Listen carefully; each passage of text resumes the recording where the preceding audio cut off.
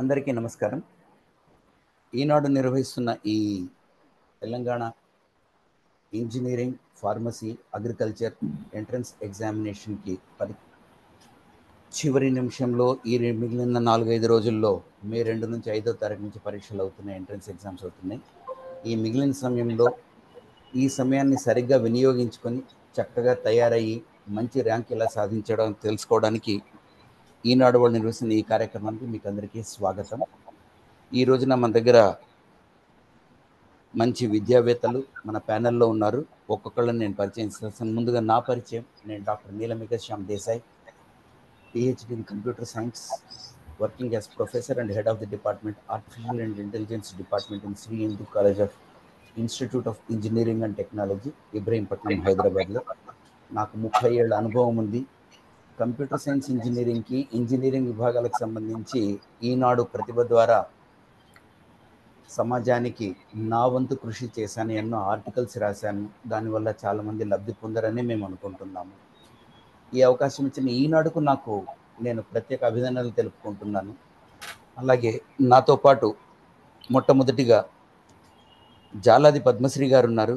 వీరు మ్యాథమెటిక్స్లో ప్రవీణులు. అంచెలంచెలుగా లెక్చరర్గా తన ప్రయాణాన్ని, తన కెరీర్ని మొదలెట్టి ఈవిడ ఈరోజు లెక్చరర్ గాను, ప్రిన్సిపాల్ గాను, తర్వాత ఇప్పుడు డీన్గా ఉంటున్నారు. She is now executive dean at Sri Chaitanya junior కళాశాల. 34 ఏళ్లకు పైగా అనుభవం ఉన్న ఈ మహనీయ వ్యక్తి మనతో ఉన్నారు ఈ రోజున. అంతేకాదు, ఈమె కిరీటంలో కలికి తురాయిలు అనేసి అంటే పాలిటెక్నిక్ విద్యార్థుల కోసం ఒక మ్యాథమెటిక్స్ మీద ఒక పుస్తకం రాశారు. అలాగే లెక్చరర్స్కి, పాలిటెక్నిక్ లెక్చరర్స్కి ఓరియంటేషన్ ప్రోగ్రామ్స్, పరిచయ కార్యక్రమాలు ఎన్నో నిర్వహించారు. ఈవిడ గైడ్ చేసిన స్టూడెంట్స్ ర్యాంక్స్ చెప్పుకోవాలంటే ఎంసెట్లో, ఇదివరకు ఎంసెట్ అన్నప్పుడు ఇప్పుడు ఈఏపీ సెట్ అంటున్నారు. ఎంసెట్లో 10 నుంచి 50 లోపల ర్యాంక్ వాళ్ళు చాలామంది పిల్లలు ఉన్నారు. జేఈఈలో 1000 లోపల ర్యాంక్ ఉన్న పిల్లలు కూడా మన సమాజానికి ఇచ్చిన ఘనత ఈ మేడం గారిది. పద్మశ్రీ గారు, వెల్కమ్ టు ది ప్రోగ్రామ్ అండి మేడం. థ్యాంక్ యూ, నమస్తే. ఇకపోతే ఇంకొక మహనీయ వ్యక్తి మనతో ఉన్నారు, శ్రీ శంకర్రావు గారు, డి శంకర్రావు గారు. ఈయన మ్యాథమెటిక్స్లో లెక్చరరు. ఇప్పుడు ప్రస్తుతం ఈయన ఎగ్జిక్యూటివ్ ఇన్ మ్యాథమెటిక్స్ డిపార్ట్మెంట్కి ఉంటున్నారు. ఈయన కూడా 30 ఏళ్ల అనుభవం పైగా ఉన్న టీచింగ్ ఎక్స్పీరియన్స్ ఉన్నట్టు మహనీయ వ్యక్తి. అండ్ రాష్ట్ర స్థాయిలో 10 లోపు ర్యాంకులను ఎంతోమందిన సమాజానికి ఇచ్చినటువంటి ఘనత మన శంకర్రావు గారిది. ఇకపోతే జేఈకి వస్తే 100, 1000 అంటే మెయిన్స్, అడ్వాన్స్డ్లో లోపు ర్యాంకు పిల్లల్ని మన సమాజానికి ఇచ్చినట్టు వాళ్ళు. ఈనాడు యువ ప్రోగ్రాంలో వచ్చేసి ఎంతోమంది యువతలకి చైతన్య స్ఫూర్తిని అందిస్తూ ఉంటారు. శంకర్రావు గారు, నమస్కారం అండి, వెల్కమ్ టు ది ప్రోగ్రామ్. నమస్తే సార్, వెల్కమ్ అండి అందరికీ. Thank you. ఇక మూడవ ఋషి మన దగ్గర ఉన్నారు, కూచిపట్ల రవిశంకర్ గారు. ఈయన ఫిజిక్స్లో లెక్చరరు, ఎక్స్పర్ట్. ఈయన కూడా 30 ఏళ్ళ అనుభవం ఉన్నవాళ్ళు. కార్పొరేట్ ఎడ్యుకేషన్ సిస్టంలో తన గణనీయమైన అనుభవంతో ఎంతోమంది పిల్లలకు మార్గదర్శనం చేసిన వాళ్ళు. అండ్ ఈయన ఆధ్వర్యంలో కన్సిస్టెంట్గా అతి ఉత్తమ ర్యాంకులు సాధించిన విద్యార్థుల లిస్టు చాలా పెద్దదే ఉంది. ఈయన ప్రస్తుతానికి చైతన్య ఇన్స్టిట్యూషన్స్లో అకాడమిక్ డీన్గా వ్యవహరిస్తున్నారు. ఇక నాలుగో వ్యక్తి సార్ రవిశంకర్ గారు, welcome to the programme sir. Sir నమస్కారం అండి. ఈటీవీ ప్రేక్షకులకు, మా విద్యార్థులందరికీ స్వాగతం అండి. ఇక నాలుగో వారు మక్కపాటి శ్రీనివాస్ గారు. అందరికీ కాస్త ట్రిక్కీగా అనిపించేటువంటి రసాయన శాస్త్రం, కెమిస్ట్రీని చాలా సులభంగా మన విద్యార్థులకు ఎలా తయారో చెప్పడానికి మనతో పాటు ఈరోజు ఉన్నారు. ఈయన కూడా 3 దశాబ్దాలు పైగా ఎక్స్పీరియన్స్ ఉన్నవారు. రెప్యూటెడ్ కార్పొరేట్ ఇన్స్టిట్యూషన్స్లో, అంటే పేరెన్నికైన కార్పొరేట్ ఇన్స్టిట్యూషన్స్లో తన వంతు సేవలు అందించి విద్యార్థులకు ఎంతో ఉపయోగకారిగా ఉన్నారు. ప్రత్యేకత ఏంటంటే ఈయన ఉత్తి లెక్చరర్ మాత్రమే కాదు, మంచి స్ఫూర్తిదాయకులు, మంచి మెంటర్. విద్యార్థులు వీళ్ళ పట్ల గౌరవము, ప్రేమ, అభిమానం వ్యక్తపరుస్తారు. జాతీయ స్థాయి మరి రాష్ట్ర స్థాయి ఎంట్రన్స్ ఎగ్జామినేషన్స్లో ఎంతోమంది పిల్లలకు మంచి ర్యాంకులు రావడానికి ఈయన స్ఫూర్తినిచ్చిన దాత. శ్రీనివాస్ గారు, welcome to the programme sir. నమస్కారం. ప్యానల్ మెంబర్స్ అందరికి కూడా నమస్కారాలు అండి. స్టూడెంట్స్ కి బెస్ట్ విషెస్ తెలియజేస్తుంది. ఇక మన 5వ ఋషి శ్రీ భరద్వాజ్ గారు, బి భరద్వాజ్ గారు, వృక్షశాస్త్రం బాటనీలోని ఎక్స్పర్ట్. ఈయన 15 సంవత్సరాలు పైగా ఎక్స్పీరియన్స్ ఉన్నవాళ్ళు. ఈయన ఆకాష్, వేలమ్మాళ్, శ్రీ చైతన్య వంటి పేరెన్నికగన్న విద్యా సంస్థలలో తన వంతు సేవలు అందించి విద్యార్థులకు ఎంతో ఉపయోగకారిగా ఉన్నటువంటి టీచర్. ఈయన పిల్లలు, ఈయన నుంచి విద్య తీసుకున్న విద్యార్థులు నీట్ ర్యాంకులో 112, 598 ర్యాంకులు సాధించిన గొప్పదనం వీరిది. Bharadwaj garu, welcome to the programme sir. మీ సేవలు మా పిల్లలకి బాగా ఉపయోగపడతాయి. Good morning. ఇకపోతే నెక్స్ట్ వేణుగోపాల్ గారు మనతో ఉన్నారు. Zoology senior lecturer. జీవశాస్త్రంలో ఈయన 30 ఏళ్లకు పైగా తన అనుభవాన్ని రంగరించి రెడీగా మన కోసం సిద్ధంగా ఉన్నారు. తన అనుభవాన్ని పిల్లలతో పంచుకుంటారు, పిల్లలకి మార్గదర్శనం చేస్తారు. ఈనాటి విద్యార్థులకు అందరికీ ఆయన స్ఫూర్తిదాయకులుగా ఉంటారు. ఈయన చాలా లాంగ్ స్టాండింగ్ కంట్రిబ్యూషన్స్ కాంపిటేటివ్ ఎగ్జామ్స్కి ఇచ్చినటువంటి లెక్చరర్ గారు.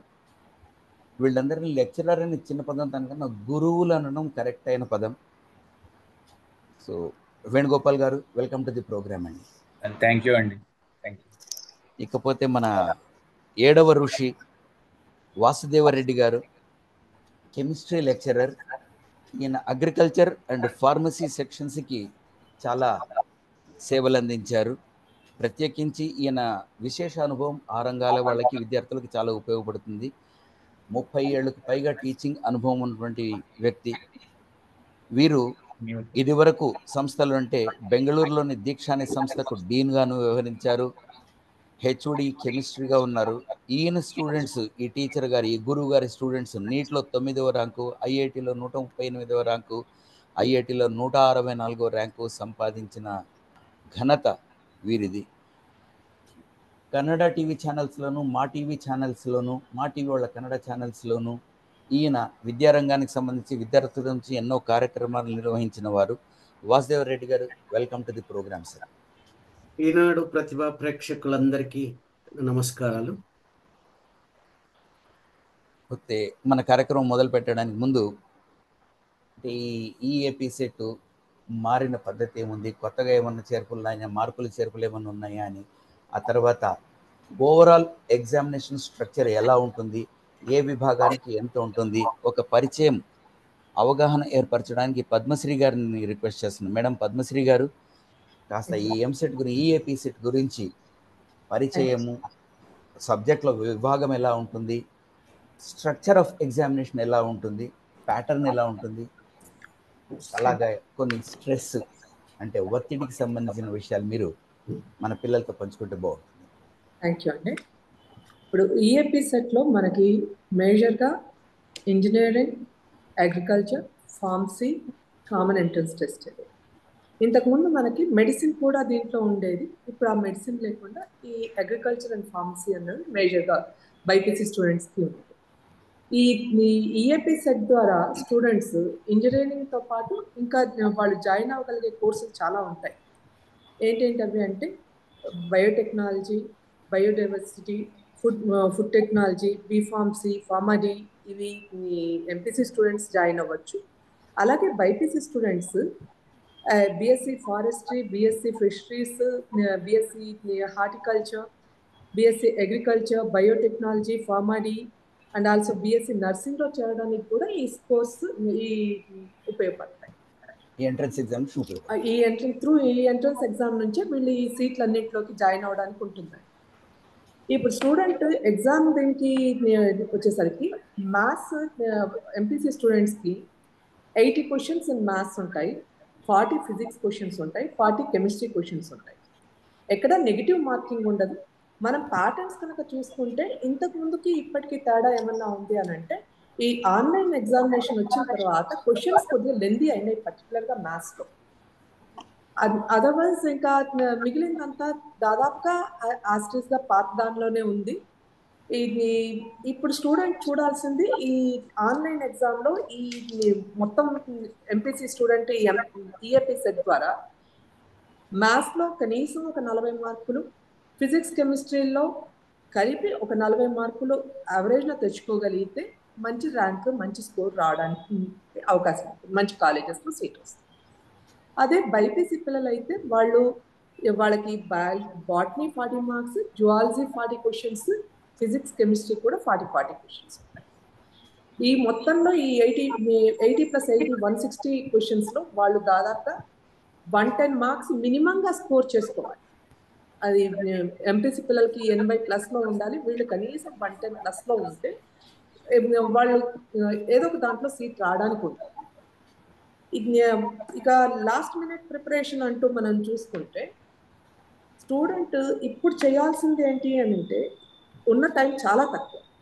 ఇప్పుడు ఇంకేం చేస్తాంలే అనుకోకుండా వాళ్ళు జాగ్రత్తగా formulas, concepts, memory based questions అవి రివైజ్ చేసుకోవడం చాలా చాలా అవసరం. వీటితో పాటు వాళ్ళు కొన్ని మాక్ టెస్ట్లు రాసుకొని వాటిలో వాళ్ళ స్పీడ్ని పెంచుకోవాలి. ఇప్పుడు స్పీడ్, అక్యురసీ చాలా ముఖ్యం. కొత్తగా టాపిక్స్ ఏమన్నా నేర్చుకోవాలన్న ప్రయత్నం మాత్రం స్టూడెంట్ చేయకండి.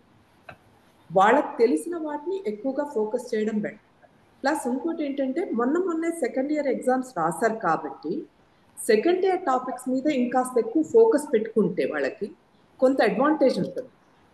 దాదాపు ఎంసెట్లో ప్రతి చాప్టర్కి వెయిటేజ్ ఉందండి. ఈ చాప్టర్కి ఎక్కువ, ఈ చాప్టర్కి తక్కువ అన్నట్టుగా ఏమీ అంటలేదు.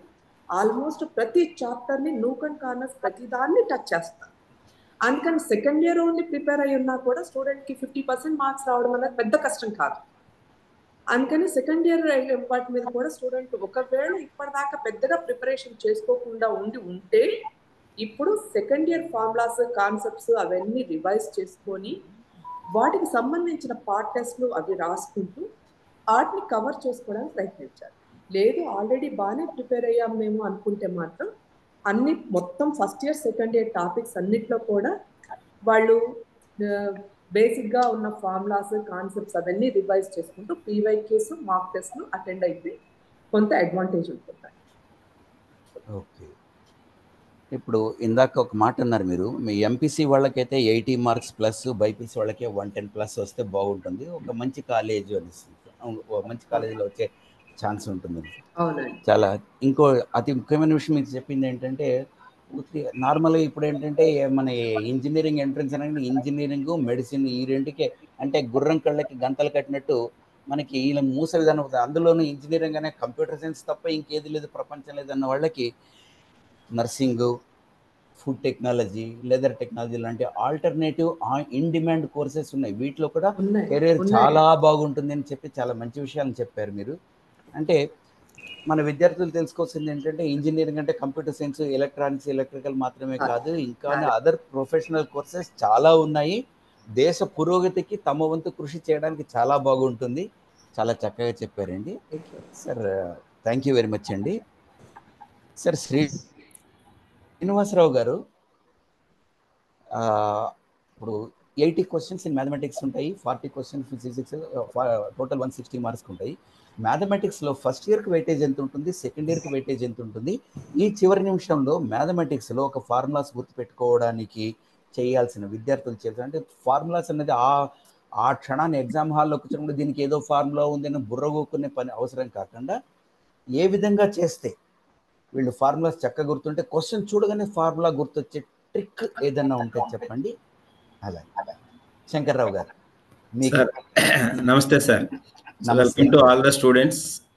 సో ఎంసెట్లో అండి మెయిన్గా ప్రధానంగా ఎఫ్సెట్కి మన అంటే చాలామంది students JEE main, JEE advance, ఎఫ్సెట్ అన్నీ ప్రిపేర్ అవుతూ ఉంటారు, బిట్ సెట్ అని రకరకాల ఎంట్రన్స్కి. సో ప్రధానంగా మనం ఇక్కడ గుర్తుపెట్టుకోవాల్సిన విషయం, జేఈ మెయిన్, జేఈ అడ్వాన్స్లో మ్యాథ్స్, ఫిజిక్స్, కెమిస్ట్రీకి ఈక్వల్ వెయిటేజ్ ఉంటుంది. కానీ మన ఎఫ్సెట్కి వచ్చేసరికి మ్యాథమెటిక్స్కి మోర్ ప్రయారిటీ అండి. 50% వెయిటేజ్ ఉంటుంది. అంటే మనకు జరిగే ఎగ్జాము 160 మార్క్స్లో 80 మార్క్స్ మ్యాథమెటిక్స్ ఉంటుంది వెయిటేజ్. కాబట్టి మ్యాథమెటిక్స్ అనేది ఇక్కడ స్కోరింగ్ సబ్జెక్ట్. మ్యాథమెటిక్స్కి ఎక్కువ ఇంపార్టెన్స్ ఇవ్వడం వల్ల వాళ్ళు మార్క్స్ని పెంచుకొని మంచి ర్యాంక్ తెచ్చుకునే అవకాశం డెఫినెట్గా ఉంటుంది. అలానే మన ఎఫ్సెట్కి సిలబస్ మన స్టేట్ సిలబస్సే కాబట్టి సో దాంట్లో మనకి ఫస్ట్ ఇయర్, సెకండ్ ఇయర్కి ఏవైతే డివిజన్ ఆఫ్ టాపిక్స్ ఉన్నాయో మీరు అడిగినట్టుగా రెండింటికి కూడా ఆల్మోస్ట్ ఈక్వల్ వెయిటేజ్ అండి. అంటే 40 ఫస్ట్ ఇయర్ నుంచి 40 సెకండ్ ఇయర్. సమ్ టైమ్స్ 39-41 రావచ్చు, 38-42 రావచ్చు. అలా 1 or 2 క్వశ్చన్స్ అటు ఇటు తప్పితే ఆల్మోస్ట్ ఈక్వల్ వెయిటేజ్ ఉందండి ఫస్ట్ ఇయర్ టాపిక్స్కి, సెకండ్ ఇయర్ టాపిక్స్కి. సో ఇప్పుడు మనకి అంటే గతంతో పోల్చుకున్నప్పుడు ఇప్పుడు రీసెంట్గా వచ్చిన చేంజెస్ని గమనిస్తే మనం అంతకు ముందు వరకు గత 5 సంవత్సరాల బిఫోర్ వరకు మనకి ఎబ్సెట్ ఎగ్జామ్ అనేది ఆఫ్లైన్లో ఉండేది. సో అప్పుడు పేపర్ స్టాండర్డ్కి ఇప్పుడు పేపర్ స్టాండర్డ్కి మెయిన్గా స్టూడెంట్స్ తెలుసుకోవాల్సినవి అంటే చాలా మంది ఏంటంటే ప్రీవియస్ పేపర్లన్నీ ప్రిపేర్ అవుతూ ఉంటారు. అంటే గతంలో వచ్చిన పేపర్ స్టాండర్డ్కి ప్రజెంట్ ఉన్న పేపర్ లాస్ట్ ఒక 3-4 సంవత్సరాల నుంచి వస్తున్న పేపర్ స్టాండర్డ్కి చాలా మారిపోయింది. అంటే ఆఫ్లైన్ ఎగ్జామ్గా ఉన్నప్పుడు కొంత ఈజీగా ఉండేది, స్టాండర్డ్ ఆఫ్ క్వశ్చన్స్ కొంత ఈజీగా ఉండి అందరికీ, ఎందుకంటే స్టూడెంట్స్ అందరూ ఒకటే సింగిల్ ఎగ్జామ్ రాసేవాళ్ళు అప్పుడు. ఇప్పుడు ఏంటంటే ఆన్లైన్లోకి మారిన తర్వాత ఒక 3 days అలా కండక్ట్ చేస్తున్నారు, ప్రతిరోజు 2 సెషన్స్లో పెడుతున్నారు. అంటే అంచెల్లో చేస్తున్నారు, అంచెలుగా అంటే ఒక 6 సెషన్స్లో ఎగ్జామ్ని కండక్ట్ చేస్తున్నారు. 5-6 సెషన్స్లో నంబర్ ఆఫ్ స్టూడెంట్స్ని బట్టి. అంటే ఒక్కొక్కళ్ళకి ఒక్కొక్క రకమైన పేపర్ వస్తుంది. అంటే ఒక సెషన్లో రాసే విద్యార్థులందరికీ ఒకే పేపర్ వస్తుంది. సో ఫైనల్గా వచ్చేసి నార్మలైజేషన్ చేసి స్కోర్స్ని చేస్తున్నారు. అంటే ఒకప్పుడు చూస్తే మనకి ఎంసెట్లో ఉన్నప్పుడు 1000 లోపు ర్యాంక్ రావాలంటే ఒక 130-135 మార్క్స్ వస్తే కానీ ఒక 1000 లోపు ర్యాంక్ వచ్చేది కాదు. కానీ ప్రజెంట్ ఉన్న సిచ్యువేషన్కి మారిపోయింది. ఒక 100 మార్కులు వస్తే మనకు 2000 లోపు ర్యాంక్ వస్తుంది. 1000 నుంచి 2000 లోపు ర్యాంక్ ఒక 100 మార్కులకే వచ్చేస్తుంది. ఒక 70 మార్కులు వచ్చేస్తే మనకు 10,000 లోపు ర్యాంక్ వచ్చేస్తుంది ప్రస్తుతం. అంటే మనకి టాప్ కాలేజెస్లో సీట్ రావడానికి మనకి లెస్ దాన్ 50% మార్క్స్ చాలు. అంటే అవుట్ ఆఫ్ 160 ఒక 70 మార్కులు తెచ్చుకోగలిగితే డెఫినెట్గా వాళ్ళకి మంచి ర్యాంక్ వస్తుంది, మంచి కాలేజీలో సీట్ వచ్చేది ఉంది. ఈవెన్ 60 మార్కులు వచ్చినా కూడా ఒక 20,000 లోపు ర్యాంక్ వస్తుంది. అంటే సుమారుగా మనకి ఎంసెట్ రాసే వాళ్ళ నంబరు ఒక 1.5 to 2 lakhs ఉందనుకుంటే అంటే 10% స్టూడెంట్స్ కూడా ఒక 60 మార్క్స్ అండ్ అబోవ్ రావట్లేదు ప్రస్తుతం. అంటే ఎందుకు ఇలా జరుగుతుంది అంటే స్టూడెంట్స్ అందరిలో కొంచెం ఆ కాన్సన్ట్రేషన్ ఎబ్సెట్ మీద ఎప్పుడైతే ఈ మెయిన్స్, అడ్వాన్స్డ్ అట్లా ఆల్ ఇండియా లెవెల్ ఎగ్జామ్స్కి ప్రిపేర్ అవ్వడం మొదలు పెట్టారో అక్కడ ఏంటంటే నంబర్ ఆఫ్ క్వశ్చన్స్ చాలా తక్కువ ఉంటున్నాయండి. 3 hours టైంలో వాళ్ళు అటెంప్ట్ చేయాల్సిన క్వశ్చన్స్ మొత్తంగా 3 సబ్జెక్టులు కలిపి 75 ఉంటున్నాయి జేఈ మెయిన్లో. అడ్వాన్స్కి వచ్చేసరికి 50 to 60 క్వశ్చన్సే ఉంటున్నాయి. అంటే వాళ్ళ స్పీడ్ అనేది మెయిన్గా తగ్గిపోయిందండి స్టూడెంట్స్లో. ఓన్లీ మ్యాథ్స్కే 80 రాయాలి, అక్కడ మొత్తం కలిపి కూడా 80 ఉండట్లేదు క్వశ్చన్స్. ఇక్కడ ఓన్లీ మ్యాథ్స్లో 80 రాయాలనేసరికి మెయిన్గా ప్రధానమైన తేడా స్పీడ్ అండి. కాబట్టి స్టూడెంట్స్ తెలుసుకోవాల్సింది ఏంటంటే మ్యాథమెటిక్స్లో స్కోరింగ్ చేయాలి అంటే స్పీడు, యాక్యురసీ అనేది చాలా చాలా ఇంపార్టెంట్ అండి. మీరు అన్నట్టుగా ఫార్ములాస్ని బాగా ప్రాక్టీస్ చేయాలి. మన క్వశ్చన్ చూడగానే ఈ క్వశ్చన్ సాల్వ్ చేయాలి అంటే ఈ ఫార్ములా మనం అప్లై చేయాలి, ఇలా సింప్లిఫికేషన్ చేయాలి అనేది అది ప్రాక్టీస్ ద్వారానే వస్తుంది. అది మనం బై హార్ట్ చేసి గుర్తుపెట్టుకునే కంటే ఆ ఫార్ములాని మనం చదివి అర్థం చేసుకొని రిపీటెడ్గా ప్రాక్టీస్ చేయటం వల్ల అప్లికేషన్లో మనం ఎప్పుడు ఏ ఫార్ములా యూజ్ చేయాలి. ఎందుకంటే మ్యాథమెటిక్స్ అంటేనే చాలా క్యాలిక్యులేషన్స్, ఫార్ములాస్ ఉంటాయి. పర్టికులర్గా వీళ్ళకి ఫస్ట్ ఇయర్లో ట్రిగనామెట్రీ ఉంటుంది. ట్రిగనామెట్రీ మొత్తం కూడా ఫార్ములా బేస్డే. మొత్తం అందులో ఫార్ములా వస్తే ప్రాబ్లం వచ్చేసినట్టే, ప్రాబ్లం వచ్చేస్తుంది వాళ్ళకి. అందులో ఇంకా లాజిక్ పెద్దగా ఉండదు. ఇచ్చిన ప్రాబ్లంలో ఏమడిగారు, మనం ఏం చేయాలి, సాల్వ్ చేయాలంటే ఫార్ములా అప్లై చేయాల్సిందే కంపల్సరీగా. సో సుమారుగా మనకి ట్రిగనామెట్రీ నుంచి ఒక 10 క్వశ్చన్స్ వస్తాయి మనకి. కాబట్టి ఫార్ములాస్ బాగా చదివి ప్రాక్టీస్ చేస్తేనే వీళ్ళకి ఎక్కువ ఆ స్పీడ్ అనేది ఇంప్రూవ్ అవుతుంది. ఫార్ములా రాలేదనుకోండి మొత్తం ప్రొసీజర్ అంతా చేయాలి వాళ్ళు. అంటే షార్ట్ కట్ ఫార్ములా చేస్తే మనకి 1 minute వచ్చేది. మొత్తం ప్రొసీజర్గా ఫార్ములా తెలియలేదు అనుకోండి సాల్వ్ చేసుకుంటూ పోతే ఒక్కొక్క క్వశ్చన్కి 5 నిమిషాలు పడుతుంది. అంటే దాహం వేసినప్పుడు బావి తవ్వినట్టు ఉంటుంది పరిస్థితి. అవునండి. ఇప్పుడు మనకు 180 క్వశ్చన్స్, 160 క్వశ్చన్స్ 180 minutes అనేసరికి లెస్, అన్నిటికీ 1 minute కంటే ఎక్కువ టైం ఉండదు మనకి. కాబట్టి ఫాస్ట్గా చేయాలి, యాక్యురేట్గా చేయాలి అనే స్పీడ్ అనేది మ్యాటర్స్ అండి. ఇప్పుడు ప్రజెంట్ జనరేషన్ స్టూడెంట్స్లో ఆ స్పీడ్ లోపించడం వల్లే మ్యాథమెటిక్స్లో స్కోరింగ్ తగ్గిపోయిందండి. అందువల్లే ఓవరాల్ స్కోరింగ్ తగ్గిపోయింది. కాబట్టి ఇప్పుడున్న పరిస్థితుల్లో సుమారు 70 మార్కులు వస్తే మనకి మంచి కాలేజీలో సీట్ వచ్చే అవకాశం ఉంది. కాబట్టి కనీసం ఒక 40-50 మార్కులు మ్యాథ్స్లో తెచ్చుకోగలిగితే చాలా అడ్వాంటేజ్ ఉంటుందండి, ఇంకా ర్యాంక్ బెటర్ అవుతుంది. అలా చేయాలి అంటే ఇప్పుడు మనకి సిలబస్ మొత్తం కూడా వాళ్ళు ప్రిపేర్ అవ్వాల్సిన అవసరం లేదండి. మనకున్న టాపిక్స్ అన్నింటిలోని వెయిటేజ్ చూసుకుంటే సుమారుగా క్యాల్కులస్లో నుంచి ఫస్ట్ ఇయర్ క్యాల్కులస్ ఒక 10 bits, సెకండ్ ఇయర్ క్యాలిక్యులస్లో నుంచి కూడా ఒక 10 బిట్స్ వస్తున్నాయండి. అంటే ఓన్లీ క్యాలిక్యులస్ పార్ట్లో నుంచి ఒక 20 బిట్స్ వస్తున్నాయి. అలానే జామెట్రీ తీసుకుంటే ఫస్ట్ ఇయర్ జామెట్రీ ఒక 10, సెకండ్ ఇయర్ జామెట్రీ ఒక 10. అంటే ఓన్లీ జామెట్రీ పార్ట్ నుంచే ఒక 20 వస్తున్నాయి. అంటే క్యాలిక్యులస్ అండ్ జామెట్రీ మొత్తం ప్రిపేర్ అయినా కూడా ఈజీగా 40 మార్క్స్ తెచ్చుకోవచ్చు. అట్లానే ట్రిగనామెట్రీలో 10 వస్తున్నాయి. ఆల్జిబ్రా వచ్చేసరికి అక్కడ ఒక 15 to 20 bits algebra first year and second year నుంచి వస్తున్నాయి. వెక్టర్ ఆల్జిబ్రా నుంచి ఒక 6 వస్తున్నాయి. ప్రాబబిలిటీ అండ్ స్టాటిస్టిక్స్ నుంచి ఒక 7 to 8 బిట్స్ వస్తున్నాయి. అంటే ఈ మొత్తం సిలబస్లో వాళ్ళు చేయాల్సింది ఏంటంటే అండి, మొత్తం సిలబస్ ప్రిపేర్ అవ్వలేని విద్యార్థులు ఎవరైతే యావరేజ్ అండ్ అబవ్ యావరేజ్ ఉంటారో, ఒక మాకు 60 to 80 మార్క్స్ వరకు మేము స్కోర్ చేయగలం అనుకునే వాళ్ళు మొత్తం సిలబస్ బదులు వాళ్ళకి ఏవైతే చాప్టర్స్ మీద బాగా పట్టుంది, ఏ టాపిక్స్ అయితే వాళ్ళకి బాగా అర్థం చేసుకున్నారు, కాలేజీలో చదువుకునేటప్పుడు ప్రిపరేషన్ అప్పుడు ఈజీగా ఉంది, ఫార్ములాస్ ఈజీగా గుర్తుపెట్టుకోగలరు, అప్లికేషన్ ఈజీగా చేయగలరు, అలాంటి చాప్టర్స్ని సెలెక్ట్ చేసుకొని మినిమం ఒక 50 క్వశ్చన్స్ అటెంప్ట్ చేసేలాగా ప్రిపేర్ అయితే డెఫినెట్గా యూజ్ఫుల్గా ఉంటుందండి. ఇంకొక మిస్టేక్ స్టూడెంట్స్ చేసేది ఏంటంటే అండి, మెయిన్గా మ్యాథమెటిక్స్లోకి వచ్చినప్పుడు అంటే ప్రాబ్లమ్స్ అన్నీ వీళ్ళు చదివి ప్రిపేర్ అయినాయి కాబట్టి అన్నీ చూస్తే వచ్చినట్టుగా ఉంటాయి, కానీ సాల్వ్ చేసేటప్పుడు టైం ఎక్కువ పడుతుందండి. సో ఎప్పుడైతే టైం టేకింగ్ ప్రాబ్లమ్స్ కనబడుతున్నాయో అలాంటివి వదిలేయటం నేర్చుకోవాలండి. ఒక ప్రాబ్లం దగ్గర ఎక్కువ టైం చేసే బదులు అదే టైంలో ఇంకా 3-4 ప్రాబ్లమ్స్ ఈజీవి అటెంప్ట్ చేయడానికి అవకాశం ఉంది. కాబట్టి ఫస్ట్ రీడింగ్లో చూడంగానే ఐడియా వచ్చే ప్రాబ్లమ్స్ని ఐడెంటిఫై చేసుకొని మనం సాల్వ్ చేసుకుంటూ వెళ్తే మ్యాథమెటిక్స్లో స్కోర్ పెంచుకోవడానికి అవకాశం ఎక్కువగా ఉంటుందండి. రైట్. ఇప్పుడు మీరు చెప్పినట్టు ఈ లాస్ట్ మినిట్లో కొత్తగా ప్రయోగాలు ఏవి చేయకుండా చదువుకున్న దానిలో నా నమ్మకం స్థాయి ఎంత ఉందన్న దాని ఆ చాప్టర్ నుంచి కాస్త ఎక్కువ తెచ్చుకుంటే, అంటే పని చేసే వాళ్ళ దగ్గర నుంచే పని ఎక్కువ తీసుకోగలిగినట్టు పరిస్థితి. ఇప్పుడు ఈ లాస్ట్ మినిట్లో ఇక ఉన్న 3-4 డేస్లో వాళ్ళు గ్రాండ్ టెస్ట్ ప్రిపరేషన్ ప్రాక్టీస్ రోజు 2-3 గ్రాండ్ టెస్టులు రాసినా పర్వాలేదండి. అంటే ప్రాక్టీస్ రేపు ఫైనల్లో రాయబోయేటప్పుడు మనం ఏది వదిలేయాలి, ఏది మనం ఆన్సర్ చేయాలి, ఆ ప్రాక్టీస్ చాలా చాలా ముఖ్యం. దానికోసం వీలైతే ఫైనల్ ఎగ్జామ్ ఆన్లైన్ కాబట్టి ఆన్లైన్ ఎగ్జామ్స్ ని ప్రాక్టీస్ చేస్తే యూజ్ఫుల్ గా ఉంటుందండి. మనకి ఆఫ్లైన్ లో ఎక్కువ ప్రాక్టీస్ చేస్తారు.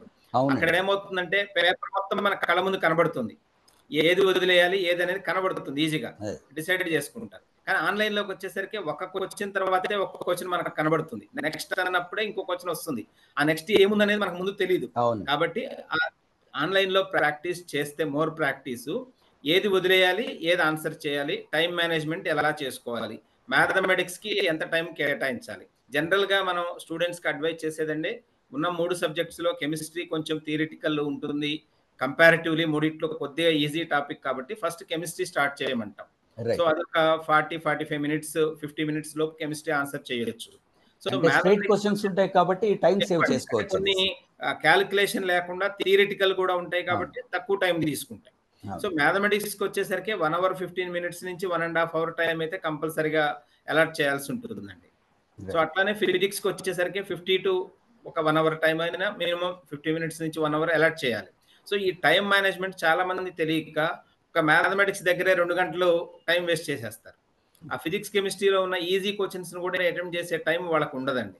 అందుకని టైం ఇప్పుడు ఇంపార్టెన్స్ ఏంటంటే టోటల్ స్కోర్, ఓన్లీ మ్యాథమెటిక్స్ లో ఎక్కువ తెచ్చుకున్న మంచి ర్యాంక్ అని కాకుండా టోటల్ స్కోర్ పెరగాలి. కాబట్టి 3 సబ్జెక్ట్స్ లో ఏది ఈజీగా ఉంటే అవి ఎక్కువ అటెంప్ట్ చేయాలి, అది ముందే అటెంప్ట్ చేయాలి. అది మనకి ఎక్కువ గ్రాండ్ టెస్టులు రాస్తే ప్రాక్టీస్ లో అలవాటు అయిపోతుంది.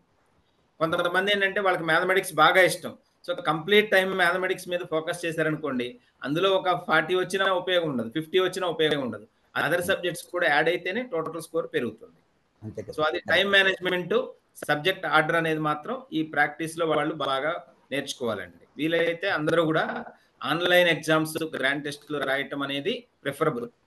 వాళ్ళకి అవైలబిలిటీ ఆఫ్ చాలా ప్లాట్ఫామ్స్ ఉన్నాయి మనకి ఆన్లైన్ లో ప్రాక్టీస్ చేయడానికి. ఇంకోటి సార్, దీంట్లో నెగటివ్ మార్కింగ్ ఉండదు అని అన్న స్టూడెంట్ బాగా గుర్తుపెట్టుకోవాలి, అది చాలా అవసరం. అది చాలా మంది అన్ని ఎగ్జామ్స్ కి నెగటివ్ మార్కింగ్ ఉంది, దాదాపు అన్ని ఎగ్జామ్స్. అవునండి, అన్ని మాత్రమే ఈ నెగటివ్ మార్కింగ్ లేదు కాబట్టి ఈ సెట్ కాదు.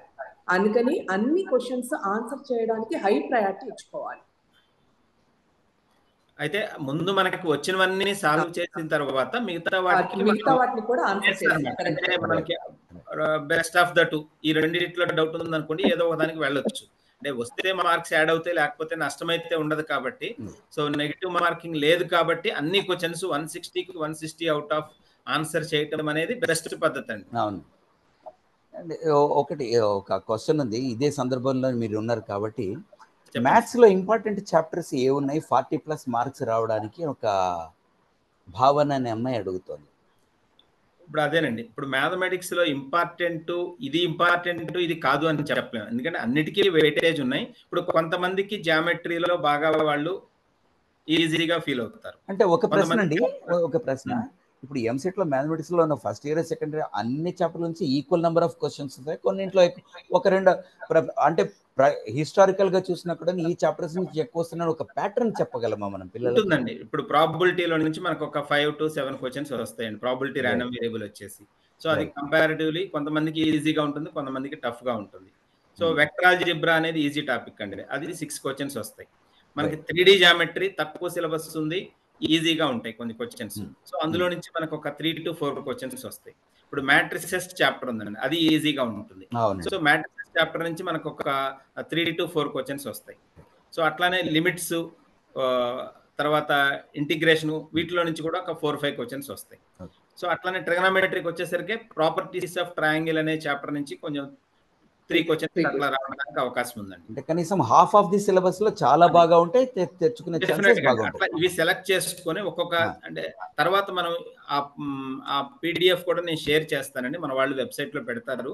అంటే ఏ చాప్టర్ నుంచి ఎన్ని క్వశ్చన్స్ వస్తాయి, చాప్టర్ వైజ్ గా కూడా నెంబర్ ఆఫ్ క్వశ్చన్స్, ఎన్ని మార్కులు వస్తే ఎంత ర్యాంక్ వస్తుంది అనేది కూడా నేను షేర్ చేస్తానండి. నేను గేట్ కోచింగ్ ఫ్యాకల్టీనండి, గేట్ కోచింగ్ ఫ్యాకల్టీని నేను. సో మేమేం చేస్తామంటే హిస్టారికల్గా తీసుకుని ఒక 20 ఏళ్ల పేపర్లు తీసుకొని ఏ టాపిక్ నుంచి ఎన్ని క్వశ్చన్లు ఎప్పుడు వచ్చాయి, సో దాని మీద ఓవరాల్ అంటే స్టూడెంట్కి ఒక అవగాహన ఏర్పడుతుంది. నేను దీని మీద ఫోకస్, నా బలం ఎక్కడ ఉంది అన్నది బాగా. అది కూడా చేశానండి. ఇప్పుడు మనకు ప్రతి చాప్టర్ నుంచి ఇప్పుడు ఫంక్షన్స్ అనే టాపిక్ లో 2 to 3 క్వశ్చన్స్ వస్తాయి మనకి.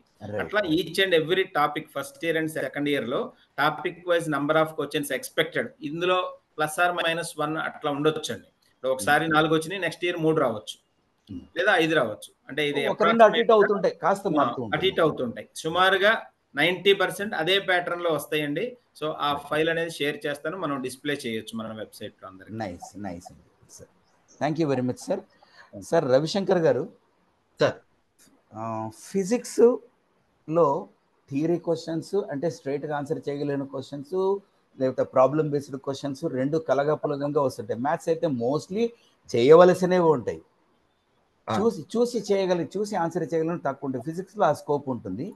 ఫిజిక్స్ ఒక క్వశ్చన్, ఫండమెంటల్ క్వశ్చన్, ఒక స్టూడెంట్గా నేను ఫిజిక్స్లో స్కోర్ చేయడం ఈజీనా, కెమిస్ట్రీలో స్కోర్ చేయడం ఈజీనా ఒక ప్రశ్న. రెండోది, ఫిజిక్స్లో ట్రిక్కీ క్వశ్చన్స్ వచ్చే చాప్టర్స్ ఏవి ఉండవచ్చు, వాటిలో ఉన్న ఫార్ములాస్ని నేను ఎలా చక్కగా గుర్తుపెట్టుకొని ట్రై చేయవచ్చు, స్కోర్ కాస్త పెంచుకోవచ్చు. ఇందాక మన శంకర్రావు గారు చెప్పినట్టు మ్యాథమెటిక్స్ సింహభాగం 50% దాని వెయిటేజ్ ఉంటుంది. ఈ మిగతా అది బ్రెడ్ అనుకుంటే ఇది బటరు, క్రీము లాంటివి ఫిజిక్స్ కెమిస్ట్రీ మంచి ర్యాంక్ రావడానికి ఉపయోగపడతాయి. సో మీరు బటర్ ఎలా అందిస్తారు మన పిల్లలకి కాస్త చెప్పండి. నమస్తేనండి, నీల మేఘశ్యామ్ గారు, మీరు మంచి క్వశ్చన్ అడిగారు. జనరల్ గానండి ఫిజిక్స్ వచ్చేసరికి 2 స్ట్రీమ్స్ లో డిఫరెంట్ వేలో వెళ్లాల్సి ఉంటుందండి. ఫస్ట్ మనం మెడికల్ స్ట్రీమ్ లో వెళ్ళేసరికి ఏంటంటే, ఇప్పుడు మారిన ఈ ఆల్ ఇండియా నీట్ ఎగ్జామినేషన్స్ తో ఈ తెలుగు రాష్ట్రాల్లో ఉన్న పిల్లలకి ఏమైందంటే, మన టిఎస్ ఎంసెట్ కానీ ఏపీ ఎంసెట్ కానీ వచ్చేసరికి ఇది ఒక ప్రయోగాత్మకంగా ప్రూవ్ చేసుకునే పరీక్ష లాగా అయింది.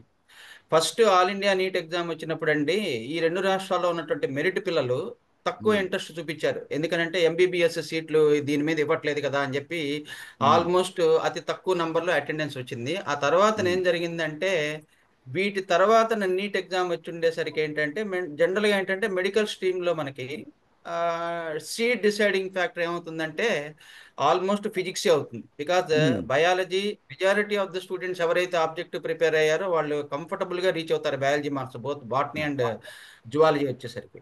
అట్లాగే కెమిస్ట్రీ కూడా చేయగలుగుతారు టు అన్ ఎక్స్టెంట్ ఆఫ్ 90%. వాళ్ళు ఫేస్ చేసేదల్లా ఎక్కడంటే జనరల్గా మనకి ఫిజిక్స్ సబ్జెక్ట్లోనే ఫేస్ చేస్తారు ఈ మెడికల్ స్ట్రీమ్ పిల్లలు.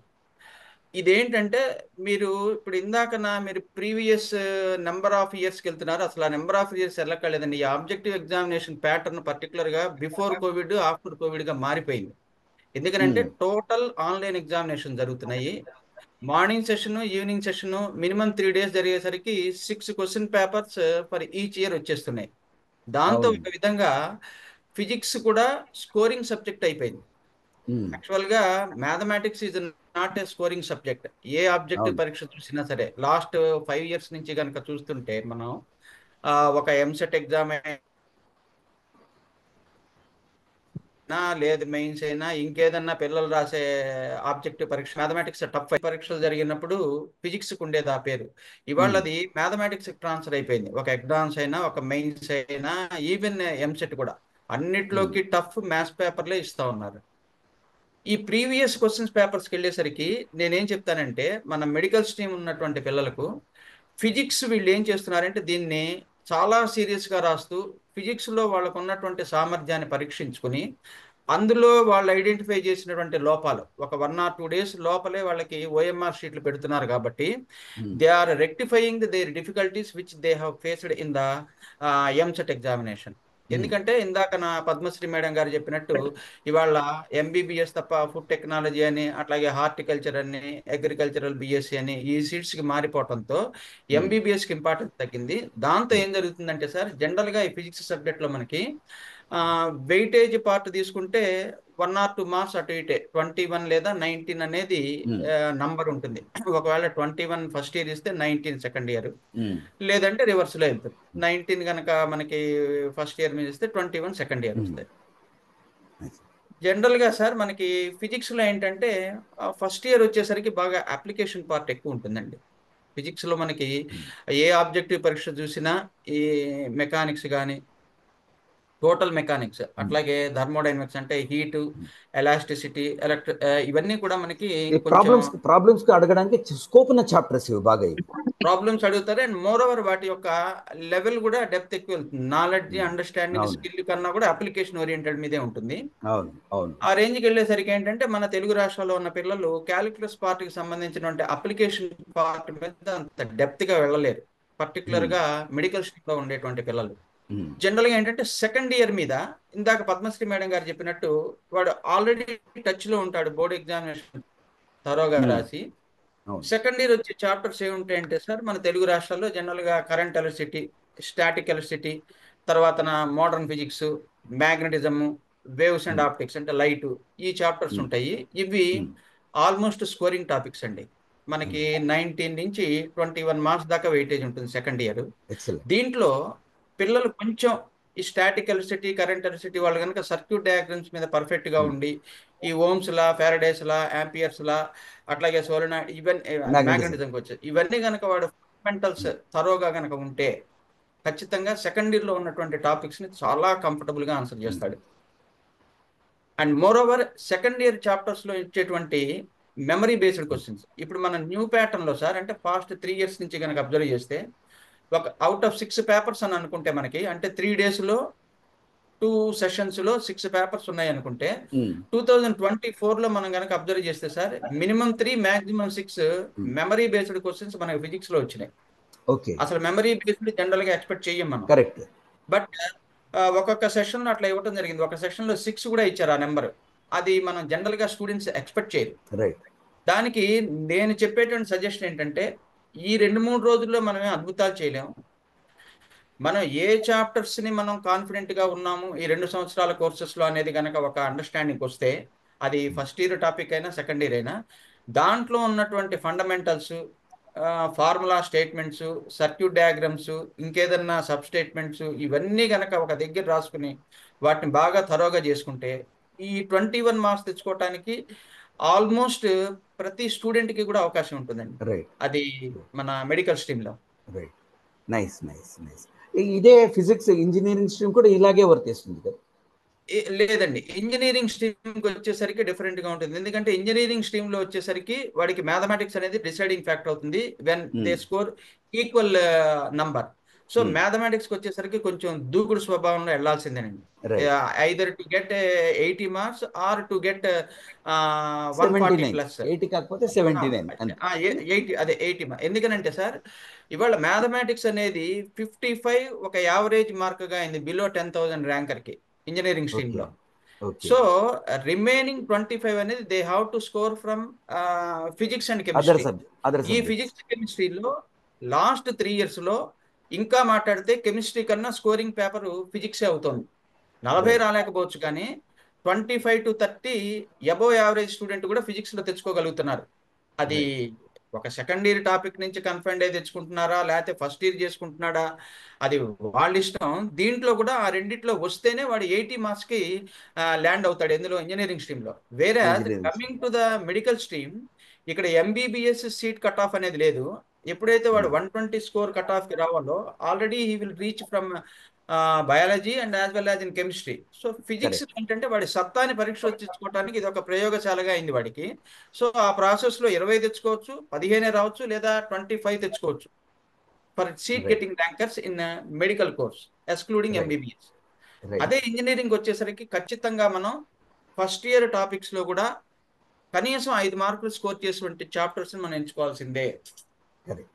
ఫస్ట్ ఇయర్కి వచ్చేసరికి ఏంటంటే సార్ మనకి మెకానిక్స్ లో కొంత Newton's laws, work power energy, అట్లాగే units and dimensions, gaseous state, మన హీట్ అండ్ థర్మోడైనమిక్స్కి వచ్చేసరికి ఎక్స్పాన్షన్ ఆఫ్ గ్యాసెస్.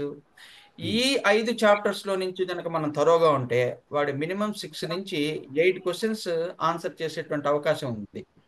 సో ఈ 8 క్వశ్చన్స్ కనుక వాడు ఫస్ట్ ఇయర్ చాప్టర్ నుంచి ఎంచుకుంటే ఆటోమేటిక్గా ఈ can reach to an extent of 20 to 25 marks out of 40 in engineering stream. Next sir engineering stream లో వచ్చేసరికి ఖచ్చితంగా ఫిజిక్స్ కి 50 నుంచి 60 minutes స్పెండ్ చేయాల్సిందే. ఒకప్పుడు మనం ఏం చెప్తామంటే ఇది టఫ్, 40 minutes మించి వెళ్ళొద్దు, టైం వేస్ట్, దీని బదులు మ్యాథమెటిక్స్ మీద స్పెండ్ చేయండి అని చెప్తాం. బట్ ఇవాళ ఏంటంటే సార్ మారిన ప్యాటర్న్ లో లాస్ట్ 3 years లో కనుక మనం తీసుకుంటే కొంత ఫిజిక్స్ అనేది స్కోరింగ్ పేపరే అవుతోంది. దీని మీద మనం గనక ఒక 50 minutes టైం కనుక ఖచ్చితంగా స్పెండ్ చేస్తే సెకండ్ ఇయర్ ఆల్ చాప్టర్స్, ఎందుకంటే మనం మ్యాగ్నటిజము ఆప్టిక్స్ వెళ్ళేసరికి 100% పిల్లలు ఆన్సర్ చేస్తారండి. ఎందుకంటే ఆప్టిక్స్ లో లైట్ మీద వాళ్ళల్లా ఒక సైన్ కన్వెన్షన్ అనేటువంటిది థరోగా ఉంటే ఏ ప్రాబ్లం అయినా వాళ్ళు ఆప్టిక్స్ చేయగలుగుతారు. అది ఫిజికల్ ఆప్టిక్స్ అయినా వేవ్ ఆప్టిక్స్ అయినా. అదే చాప్టర్. అట్లాగే first year Newton's laws, work power energy, మళ్ళీ ఎలాస్టిసిటీలో కష్టం, అట్లాగే సింపుల్ పెండులం. ఈ చాప్టర్స్ కనుక స్టూడెంట్స్ ఎంచుకుంటే అది మెడికల్ స్ట్రీమ్ అయినా ఇంజనీరింగ్ స్ట్రీమ్ అయినా 100% ఒక 8 క్వశ్చన్స్ ఆన్సర్ చేసేటువంటి ఛాన్సెస్ ఉంది. నేను మన పిల్లలకి ఇచ్చేటువంటి సజెషన్ ఏంటంటే వాళ్ళు ఇంత మటుకు ఏ చాప్టర్స్ని కాన్ఫిడెంట్గా ప్రిపేర్ అయ్యారో దాంట్లో ఉన్నటువంటి థియరిటికల్ పార్ట్కి సంబంధించినటువంటి డేటానంతా ఒక దగ్గర థరోగా రాసుకుని వాటిని రిపీటెడ్గా వల్లె వేస్తే ఈ 2-3 రోజుల్లో వాళ్ళకి కాన్ఫిడెన్స్ లెవెల్ పెరుగుతుంది.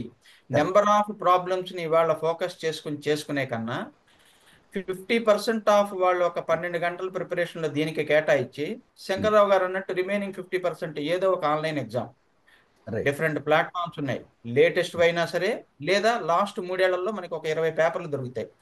ఆ 20 పేపర్స్ మాత్రమే అందులో నుంచే, ఇంకా బియాండ్ దట్ వెళ్ళదు. ఎందుకంటే బియాండ్ దట్ వెళ్ళే దాంట్లో డిఫికల్టీ లెవెల్ మారింది, అప్పట్లో ఉన్న ప్యాటర్న్ మారింది. ఇవాళ ఏంటంటే మనకి దీంట్లో ఫిజిక్స్ స్కోరింగ్ ఎలా అయింది అనేది వాడు కూడా డిఫరెంట్ క్వశ్చన్ పేపర్స్ని అటెండ్ చేయటం వలన వాడికి కూడా కాన్ఫిడెన్స్ లెవెల్ పెరుగుతుంది. అది మెడికల్ స్ట్రీమ్ అయినా ఇంజనీరింగ్ స్ట్రీమ్ అయినా సార్ ఫైనల్గా ఫిజిక్స్ అనేది ఒక స్కోరింగ్ సబ్జెక్ట్ అయింది ఆల్ ఇండియా లెవెల్ ఎగ్జామినేషన్స్ లో కూడా. దీనికి స్టూడెంట్ మినిమం కాన్ఫిడెన్స్ డెవలప్ చేసుకెళ్తే సెకండ్ ఇయర్ చాప్టర్స్ నుంచి చాలా కంఫర్టబుల్గా మనకి మార్క్స్ స్కోర్ చేయగలుగుతారండి.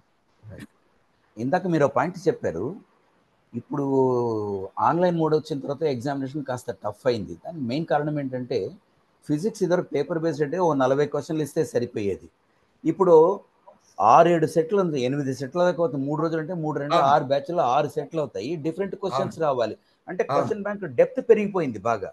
అప్పుడు వెరైటీస్ ఆఫ్ క్వశ్చన్స్ పెరిగాయి. అప్పుడు ఏమవుతుంది, ఒక టీంకి వచ్చినట్టు ఇంకొక బ్యాచ్కి వచ్చినట్టు ఇంకో బ్యాచ్కి రాదు. అందువల్ల చదువుకున్న చాప్టర్స్ తీక్షణంగా బాగా డెప్త్గా చదువుకుని తయారైతే స్కోర్ వచ్చే ఛాన్స్ చాలా బాగుంటుంది. Right right thank you very much అండి.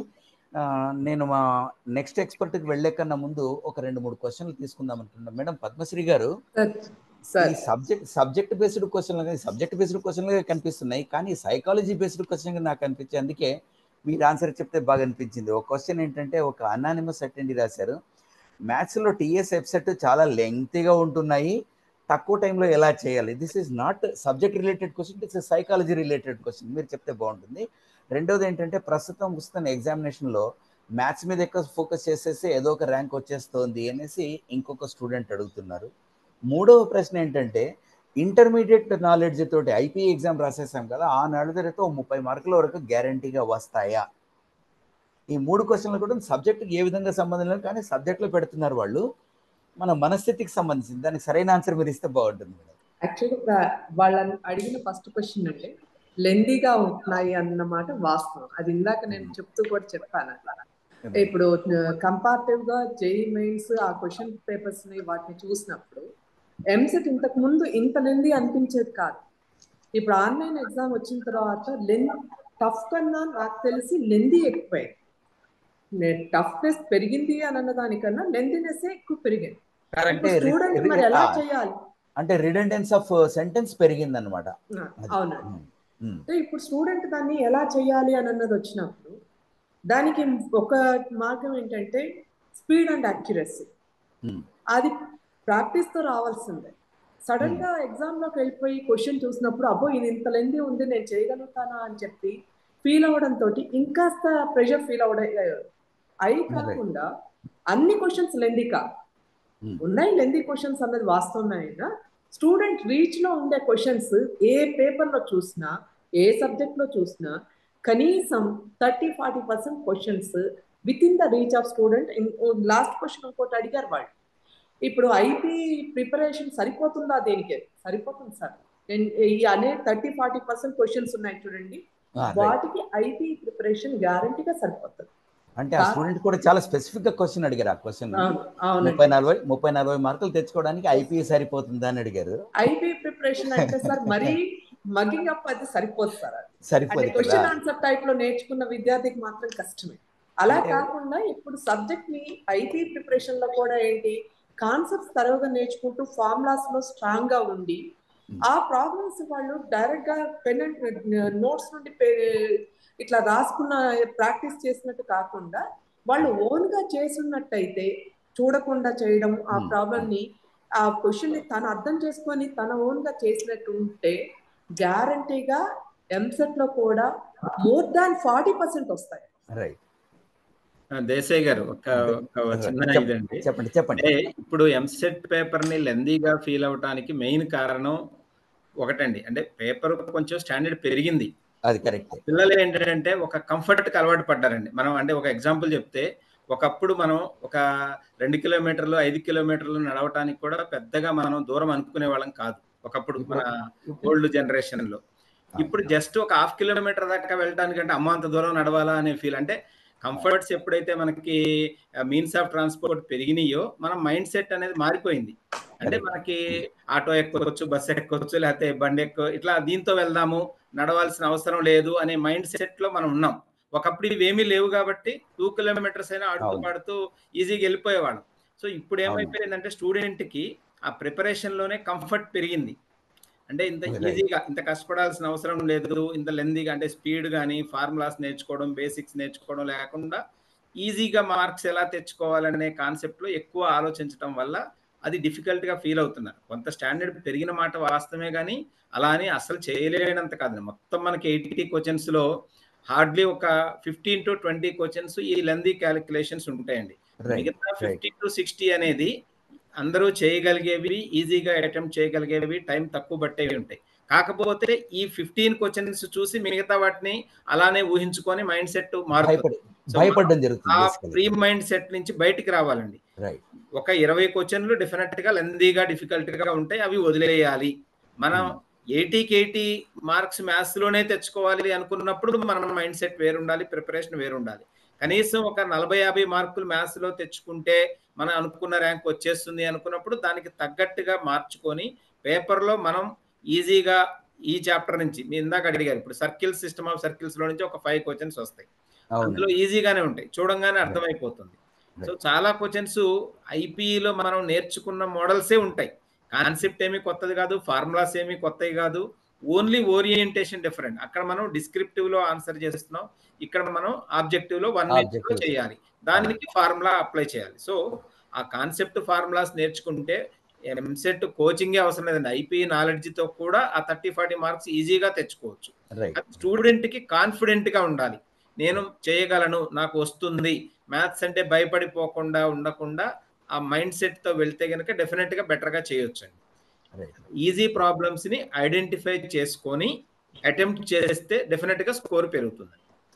ప్రాబ్లం చేసేటప్పుడు కొద్ది పేషెన్స్ ఉండాలి. అదేనండి అసలు ఆ పేషెన్స్ ఉండట్లేదు. హేస్టీ కంక్లూజన్స్, కాస్త చూడగానే అమ్మో అనుకోవడం, ఇవి భయపడిపోవడం అండి. అది basically board examinations, university examinations ఎలా పాస్ చేయాలో చూస్తారు. అంతే, ఇంత రాసాడు, ఎంత మార్క్ లేదు, పోనీ ఒకటేద్దామా, సగం వేద్దామా, అర మార్క్ వేద్దామా అని ఆలోచిస్తారు. ఇక్కడ కాంపిటేటివ్ ఎగ్జామినేషన్స్ ఎలా ఫెయిల్ చేద్దామా అని చూస్తారు. ఫోకల్ డిఫరెన్స్ చాలా ఉంటుంది. ఆ పిల్లలు అది అర్థం చేసుకోవాలి. దానికి 30-40 కాదు, నా కాన్ఫిడెన్స్ ఎంత, నేను ఎక్కడ ఇందాక శంకరరావు గారు చెప్పినట్టు ఎక్కడ వదిలిపెట్టాలి, ఎక్కడ టైం గెయిన్ చేయాలి, ఎక్కడ టైం గెయిన్ చేసుకోవాలి, ఎక్కడ వేస్ట్ చేయకూడదు అన్నది విజ్ఞత మనకు వచ్చేస్తే ఎగ్జామినేషన్ లో కంఫర్టబుల్గా రాగలం. Right, thank you very much అండి. సార్ ఇప్పుడు శ్రీనివాస్ గారి దగ్గరికి వెళ్దాం. కెమిస్ట్రీ ట్రికీ సబ్జెక్ట్ అంటారు, ఈజీ సబ్జెక్ట్ అంటారు. ఒక చిన్న నా అనుభవం చెప్తాను. నేను ఈసెట్ ఎంట్రన్స్ రాసినప్పుడు కెమిస్ట్రీ బాగా రాశాను అనుకున్నాను. రిజల్ట్ చూసినప్పుడు కెమిస్ట్రీ కన్నా ఫిజిక్స్లోనే మార్క్స్ బాగా వచ్చాయి. నాకు 25కి 21 వచ్చాయి, అక్కడ 25కి 17 వచ్చాయి. కెమిస్ట్రీ చాలా బాగా చేశాను అనుకున్నాను. స్ట్రైట్ క్వశ్చన్స్ అంటారు, కానీ నాకు పర్సనల్గా ట్రిక్ అనిపించింది. అందరి పిల్లలకి అలాగ ఉంటుంది, నేను ఇక్కడ ఒక పిల్లవాడిగా ఇక్కడ ఎక్కడగా వచ్చాను. కాబట్టి సార్ కెమిస్ట్రీ ప్యాటర్న్ ఎలా ఉంటుంది ప్లీజ్? మీరు ఇందులో ఏంటంటే ఇంజనీరింగ్ స్ట్రీమ్ కవర్ చేయండి, ఫార్మసీ కూడా కవర్ చేసేయండి. మనకు సమయాభావం వల్ల ఇద్దరికే కవర్ చేయడం బాగుంటుంది. ఎవరు ఎక్కడ ఫోకస్ ఎంత పెట్టాలనేది కవర్ చేయండి. ఇంపార్టెంట్ చాప్టర్స్, స్ట్రైట్ క్వశ్చన్స్ వచ్చే చాప్టర్స్. ఫర్ ఎగ్జాంపుల్ ఫిజికల్ కెమిస్ట్రీలో పెద్ద ట్రిక్కీ క్వశ్చన్స్ వచ్చే ఛాన్స్ ఉండదు. ఆర్గానిక్ కెమిస్ట్రీ తీసుకుంటే కాస్త ట్విస్ట్ చేసి చేయగలిగిన ఛాన్సెస్ ఉంటాయి. వాటి ఫార్ములాస్ ఎలా గుర్తుపెట్టుకోవాలి, ఆ చైన్ రియాక్షన్ సంబంధించిందో, లేకపోతే బెంజిన్ రిలేటెడ్ సర్క్యులర్ రియాక్షన్స్కో, హెక్సగోనల్ రియాక్షన్స్కో, ఈ ఆల్డిహైడ్ లాంటివి వచ్చినప్పుడు, ఆల్కిన్స్ వచ్చినప్పుడు వాటిని ఎలా ఈజీగా గుర్తుపెట్టుకుంటే ఎగ్జామ్కి ఉపయోగం వస్తుంది, కాస్త మీరు విశదీకరిస్తే బాగుంటుంది సార్. నమస్తే సార్. నమస్తే సార్. చాలా పెద్ద ప్రశ్న అడిగినట్టున్నాను, మీకు చాలా టైము. ఏం పర్లేదు. జనరల్ గా మీరు అన్నట్టుకున్నట్టుగానే చాలా మంది మన ప్యానెల్ మెంబర్స్ కూడా కెమిస్ట్రీ ఈజీ అనేది ఒకటి ఇండైరెక్ట్ గా తెలుసో తెలియకో స్టూడెంట్స్ మైండ్ లో కూడా ఇంజెక్ట్ చేయడం జరుగుతుంది. కానీ మ్యాథమెటిక్స్ అంటే మాక్సిమం ప్రాక్టీస్ మీద డిపెండ్ అయి ఉంటుంది. ఫిజిక్స్ వచ్చేసేసి కాన్సెప్ట్స్ కనుక స్ట్రాంగ్ ఉంటే సెట్ అవుతుంది. కానీ కెమిస్ట్రీ వచ్చినప్పటికల్లా ఈ రెండింటితో పాటు, ఈ రెండు వదలడం, ఈ రెండింటితో పాటు మెమరీ అనేది ఇంకొకటి ఉన్నారు. ఎక్సలెంట్. మెయిన్ గా ఫిజికల్ కెమిస్ట్రీ తీసుకుంటే మేము దాన్ని కాన్సెప్ట్ ఓరియంటెడ్ గా చెప్తాం. ఫర్ ఎగ్జాంపుల్ మనకి స్టేట్స్ ఆఫ్ మ్యాటర్ ఉంది, అక్కడ బాయిల్స్ లా, చార్ల్స్ లా, గ్రాహమ్స్ లాకి సంబంధించిన ఫార్ములాస్, అవి పిల్లాడికి ఆ ఫార్ములాని ఎట్లా వచ్చింది అనేది చెప్తే దాన్ని వాడు ఎగ్జామినేషన్ లో అప్పటికప్పుడు ఆన్ ది స్పాట్ కూడా గుర్తుపెట్టుకుని వాడు ఆన్సర్ చేయగలిగే అవకాశం ఉంది. అట్లాగే కైనెటిక్స్ అని, ఎలక్ట్రోకెమిస్ట్రీ అని, ఇవన్నీ ప్రాబ్లమ్స్ ఓరియంటెడ్ టాపిక్స్. ఫార్ములాస్ మేము కొంత వాళ్ళు ప్రాక్టీస్ చేస్తాము. Concept oriented. ఆర్గానిక్ కెమిస్ట్రీ వచ్చినప్పటికల్లా ప్రాక్టీస్ ఓరియంటెడ్. అది నామెన్క్లేచర్ మీద అన్నారు, ఆర్గానిక్ కెమిస్ట్రీ ఎట్లా గుర్తుపెట్టుకోవాలి, ఎట్లా చేయాలని. అక్కడ మెయిన్ గా నేమ్డ్ రియాక్షన్స్ అని ఉంటాయి.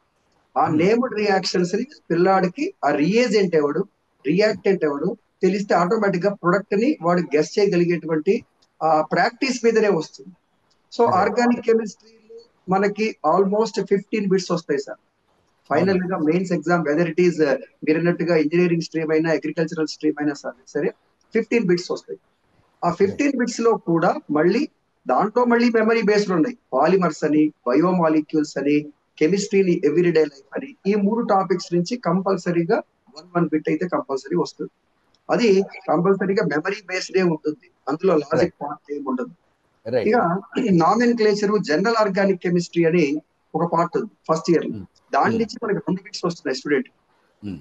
అందులో నామెన్క్లేచర్, తర్వాత స్టెబిలిటీ ఆఫ్ కార్బోకాటియాన్స్ రియాక్షన్ ఇంటర్మీడియట్స్ మీద ఒకటి, next aromatic non aromatic nature మీద కంపల్సరీగా ఒక బిట్ వస్తుంది. సో ఆ సెగ్మెంట్స్ ని పిల్లాడు కంపల్సరీగా స్ట్రాంగ్ చేసుకోవాలి. Apart from that hydrocarbons, alkanes, alkenes, alkynes, benzene, that is first year hydrocarbons part. దాంట్లోంచి కంపల్సరీగా 4 బిట్స్ వస్తుంది. మీరు అన్నారు ఏంచి ఇది ఒక కాంపౌండ్ తో స్టార్ట్ చేస్తాడు, కాల్షియం కార్బైడ్ స్టార్ట్ చేస్తాడు, హైడ్రాలసిస్ గివ్స్ ఏ అంటాడు, that A on treatment with copper Q then gives B అంటాడు, B with nitration gives C అంటాడు అని అంటూ with respect to C the correct statement ఇది అంటాడు. అంటే సీని ఐడెంటిఫై చేయడంలా C లో కూడా మళ్ళీ వెలికి పెడుతున్నాడు. Right. With respect to C correct statement is the boiling point of C is. అంటే క్వశ్చన్స్ ట్విస్ట్ చేయడానికి ఛాన్సెస్ ఎక్కువ వస్తుంది, బాగా ట్విస్ట్ చేయడానికి ఛాన్స్ ఎక్కువ ఉంది. పిల్లాడు C దాకా వెళ్ళొచ్చు, కానీ వాడు అడిగేది C కి సంబంధించినటువంటి సీన్ ఐడెంటిఫై చేయడం కాదు, అక్కడ సీకి సంబంధించినటువంటి ఏదో ఒక థియరీ పెట్టి అడుగుతున్నాడు. Number of sp2 carbon atoms in C, bond length in C అని ఇట్లా మళ్ళీ ఆ సీన్ మంచి సంబంధించి తిప్పుతున్నాడు క్వశ్చన్స్. అక్కడ పిల్లాడు పోతున్నాడు, మిస్టేక్స్ చేస్తున్నాడు. కాబట్టి ఇక్కడ ప్రాక్టీస్ ఓరియంటెడ్ క్వశ్చన్స్ అనేది organic chemistry, concept oriented questions అనేది ఫిజికల్ కెమిస్ట్రీ. ఇక ఇన్ఆర్గానిక్ కెమిస్ట్రీకి వస్తే మెమరీ బేస్డ్ ఉన్నాయి. మెమరీ బేస్డ్ కంపల్సరీగా అక్కడ మనం ప్యాటర్న్ గుర్తుపెట్టుకోవాలి. Increasing order, decreasing order of electronegativities, electron affinities, melting points, boiling points. ఇంకోటి కెమిస్ట్రీలో ఈ మూడింటిని, అంటే మేము మ్యాథమెటిక్స్ ఓరియంటేషన్ ఉండాలి స్టూడెంట్ కి బుర్ర, నెక్స్ట్ ఫిజిక్స్ ఓరియంటేషన్ ఉండాలి, స్పెషల్ గా కెమిస్ట్రీకి సంబంధించిన ఓరియంటేషన్ ఉండాలి. అది లేకుండా ఉంటే మాత్రం కంపల్సరీగా స్టూడెంట్ అన్ని ఆప్షన్స్ ఆన్సర్ లాగానే కనపడతాయి సార్. చివరి 4-5 రోజుల్లో, ఈ చివరి 4-5 రోజుల్లో మీరు చెప్పినవన్నీ గుర్తుపెట్టుకోవడానికి స్టూడెంట్స్ ఏం చేస్తే బాగుంటుంది? అంటే రిపీటెడ్ గా రివిజన్, పునశ్చరణ చేసుకోవడం అట్లాంటివి ఏమన్నా పనికి ఆ ట్రిక్లు ఏమన్నా? జనరల్ గా ఏంటంటే మేము క్లాస్ లో మా టీచింగ్ స్టైల్ ఎట్లా ఉంటుందంటే డే 1 నుంచే మేము ఒక టాపిక్ చెప్పినప్పుడే సపరేట్ గా మామూలు నోట్స్ కాకుండా వేరే నోట్స్ పెట్టేసేసి దాంట్లో ఆ టాపిక్ సంబంధించిన ఫార్ములాస్ ఏమొస్తున్నాయి రాయిచ్చేస్తుంటాం. అంటే CDF అంటాం, కాన్సెప్ట్స్, డెఫినేషన్, ఫార్ములాస్ అని మేము దాన్ని హైలైట్ చేస్తుంటాం. అది స్టూడెంట్ మెయింటైన్ చేస్తాడు, year wise chapter wise maintain చేస్తాడు. చివరిలో లాస్ట్ మినిట్ లో లాస్ట్ 4-5 days లో they have to revise only those concepts. ఆ బుక్ మెయిన్ ఇంపార్టెంట్. ఫైనల్ కి వచ్చినప్పటికల్లా ఆ CDF ని కనుక వాడు స్ట్రాంగ్ చేసుకున్నాడు అనుకోండి, ఆటోమేటిక్ గా మీరు అన్నటువంటి మినిమం 50-60 మార్క్స్ ఆ CDF ఓరియంటేషన్ లో వస్తుంది. ఆ తర్వాత కొన్ని మెమరీ పాయింట్స్ ఉంటాయి, మెమరీ పాయింట్స్ బేస్ చేసుకుంటాం. రెండవది మన శంకర్రావు గారు చెప్పినట్టుగా బిఫోర్ ఆన్లైన్ ఆఫ్టర్ ఆన్లైన్ ఎట్లాగో రవిశంకర్ గారు ఇంకోటి చెప్పారు, before covid after Covid. Before online after online లో మనకి క్వశ్చన్ పేపర్ యొక్క లెవెల్ మారిపోయింది, దాని డిఫికల్టీ లెవెల్ మారింది. మరి కోవిడ్ బిఫోర్ కోవిడ్ ఆఫ్టర్ అంటే నేనేమంటానంటే majority students those who are going to write this EAMCET examination this year, వాళ్ళు ఆ టైంలో ఏ 6th క్లాస్ లోనో 5th క్లాస్ లోనో ఉండొచ్చేమో నాకు తెలిసి. అప్పట్లో ఆన్లైన్ టీచింగ్ అవ్వడం తోటి మెయిన్ దెబ్బ ఎక్కడ పడిందంటే మ్యాథమెటిక్స్ పడింది. మ్యాథమెటిక్స్ పట్టడం తోటి ఎప్పుడైతే మ్యాథమెటిక్స్ ఓరియంటేషన్ స్టూడెంట్ కి లేదు, that is affecting now physics and chemistry, all other subjects. Brain tuning అనేది మ్యాథమెటిక్స్ బాగుండాలి.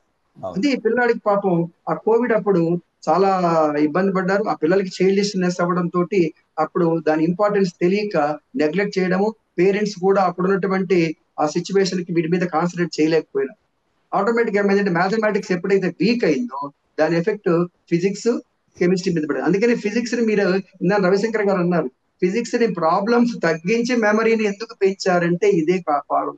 ఎందుకంటే ఫిజిక్స్ అనగానే అమ్మో ఫిజిక్స్, అమ్మో మా వల్ల కాదు, ఏదో లాటరీ పెట్టి వచ్చేద్దాం బయటికి అనేటువంటి స్టేజ్ ఒక టైంలో వచ్చేసింది. దాంతో ఏంటంటే ఇప్పుడు వాళ్ళని ఫిజిక్స్ అంటే ముందు ఫోబియా పోవాలి. Once they have entered in to the engineering pattern automatic గా వాళ్ళకి ఫిజిక్స్ నాలెడ్జ్, ఫిజిక్స్ బేసిక్స్ లేని చాలా ఇబ్బంది పడతారు.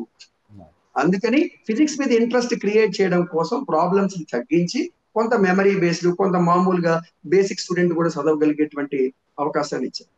రెండవది ఇప్పుడు స్టూడెంట్ ని మనం కాలేజీలో చేర్చేటప్పుడే అయిపోయిందని కూడా అది వేరే విషయం.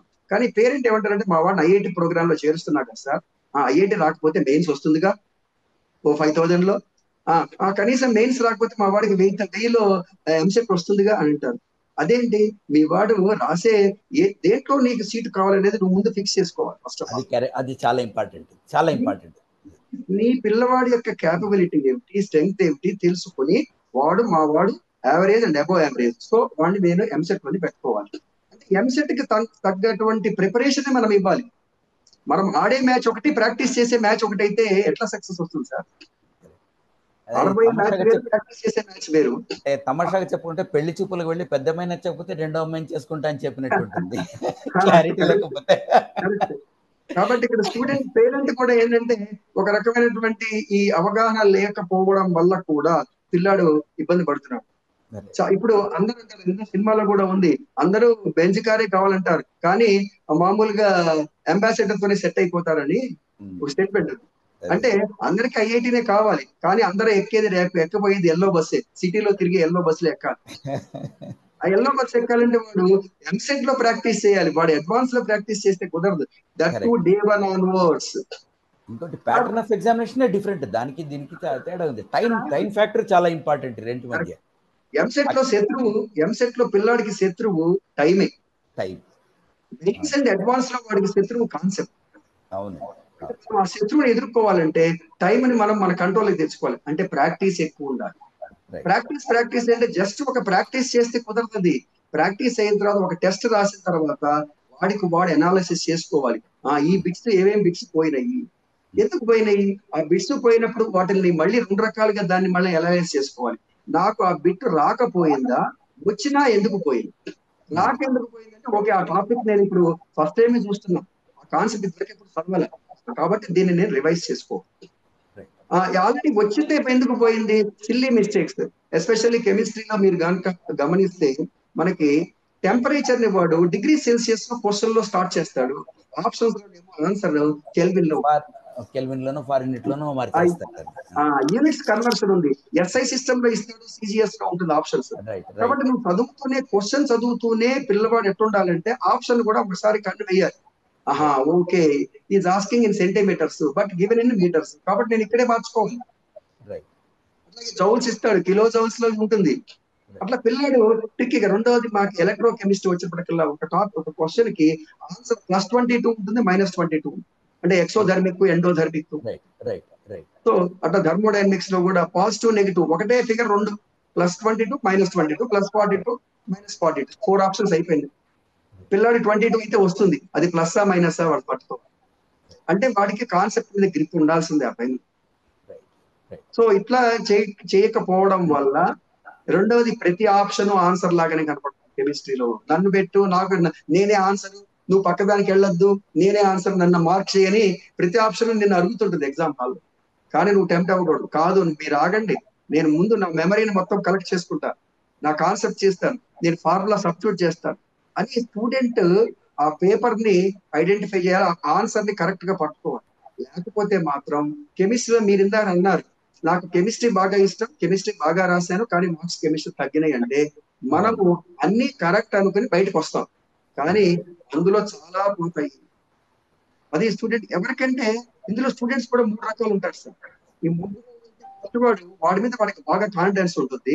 రెండోది వాడు డే 1 నుంచి ప్రాక్టీస్ పర్ఫెక్ట్ గా చేసుకుని వచ్చిన స్టూడెంట్ కాబట్టి వాడికి కాన్ఫిడెన్స్ ఉంటుంది. ఇంట్లో కూడా వాడికి ఒక రకమైన ప్రెషర్ తక్కువ ఉంది. రెండో రకం స్టూడెంట్స్ ఏంటంటే వాళ్ళు కూడా వర్క్ చేశారు, సిలబస్ కవర్ చేశారు కానీ కాన్ఫిడెన్స్ లెవెల్ లేదు. ఇంట్లో పేరెంట్స్ కానివ్వండి, రిలేటివ్స్ కానివ్వండి, వీళ్ళ మీద కొంత ప్రెషర్ ఉంటుంది. అరే పెదనాన్న కొడుకు చూడరా ఎన్ని మార్క్స్ వచ్చినాయో, వాడు ఏ ర్యాంక్ వచ్చింది, అత్తయ్య కూతురు చూడు అని వేరే వాళ్ళతో కంపారిజన్ చేసి వాళ్ళంటే వీళ్ళకి ఎవర్షన్ క్రియేట్ చేస్తున్నారు పేరెంట్స్ ఇండైరెక్ట్ గా తెలియకుండా.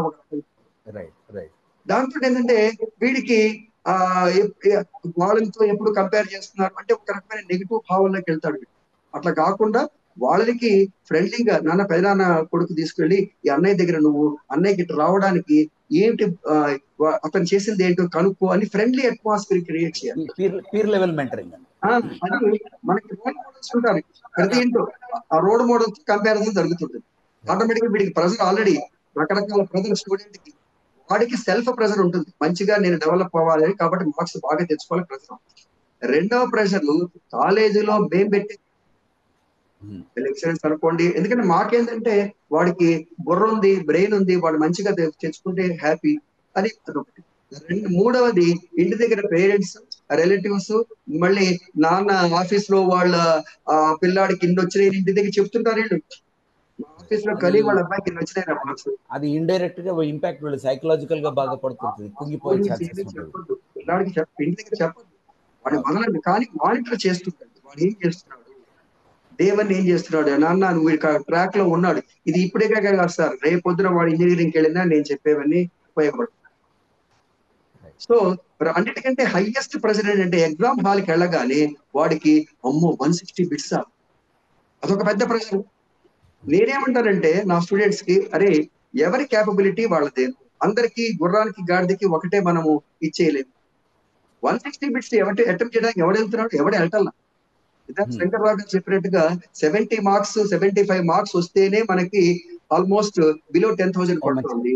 80 మార్క్స్ దాటితే 5,000 వస్తుంది. లాస్ట్ ఇయరే మా స్టూడెంట్స్ నేను అబ్జర్వ్ చేశాను, వాళ్ళకి 85 మార్క్స్ వచ్చిన స్టూడెంట్స్ కి 1800 ర్యాంక్స్ వచ్చేస్తాయి.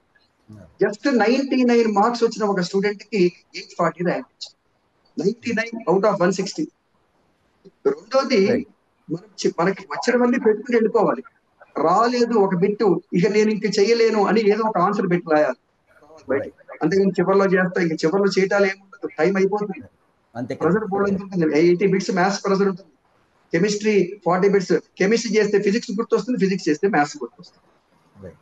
Thank you very much sir, thank you very much sir. ఇప్పుడు ఏపీఎంసెట్, టీఎస్ఎంసెట్ సిలబస్ సేమ్ కదండి, మనం కవర్ చేస్తున్న కోర్స్ వాళ్ళకు కూడా కవర్ అవుతుంది, లేకపోతే ఏపీ వాళ్ళ సిలబస్ ఏమన్నా మార్చుకున్నారా?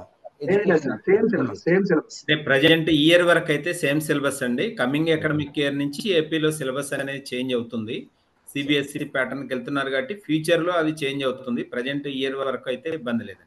ఈ ఏపీలో స్టూడెంట్స్ కి 21st మే నుంచి స్టార్ట్ అవుతుంది వాళ్ళకి. కొంచెం లేట్ గా మనం చేసే కవర్ క్వశ్చన్స్ అన్ని వాళ్ళకు కూడా కవర్ అవుతాయి. ఇప్పుడు ప్రజెంట్ అయితే ఇద్దరికి pattern same, syllabus same, question standard కూడా ఆల్మోస్ట్ ఒకేలాగా ఉంటుందండి. ర్యాంకింగ్ కూడా తేడా పెద్దగా లేదు, కాబట్టి ఇద్దరికి ఉపయోగపడుతుంది. Right right, thank you very much అండి. ఇప్పుడు కాస్త ఫార్మసీ వైపుకి వెళ్దాము. మనకు భరద్వాజ్ గారు ఉన్నారు బాటనీలో.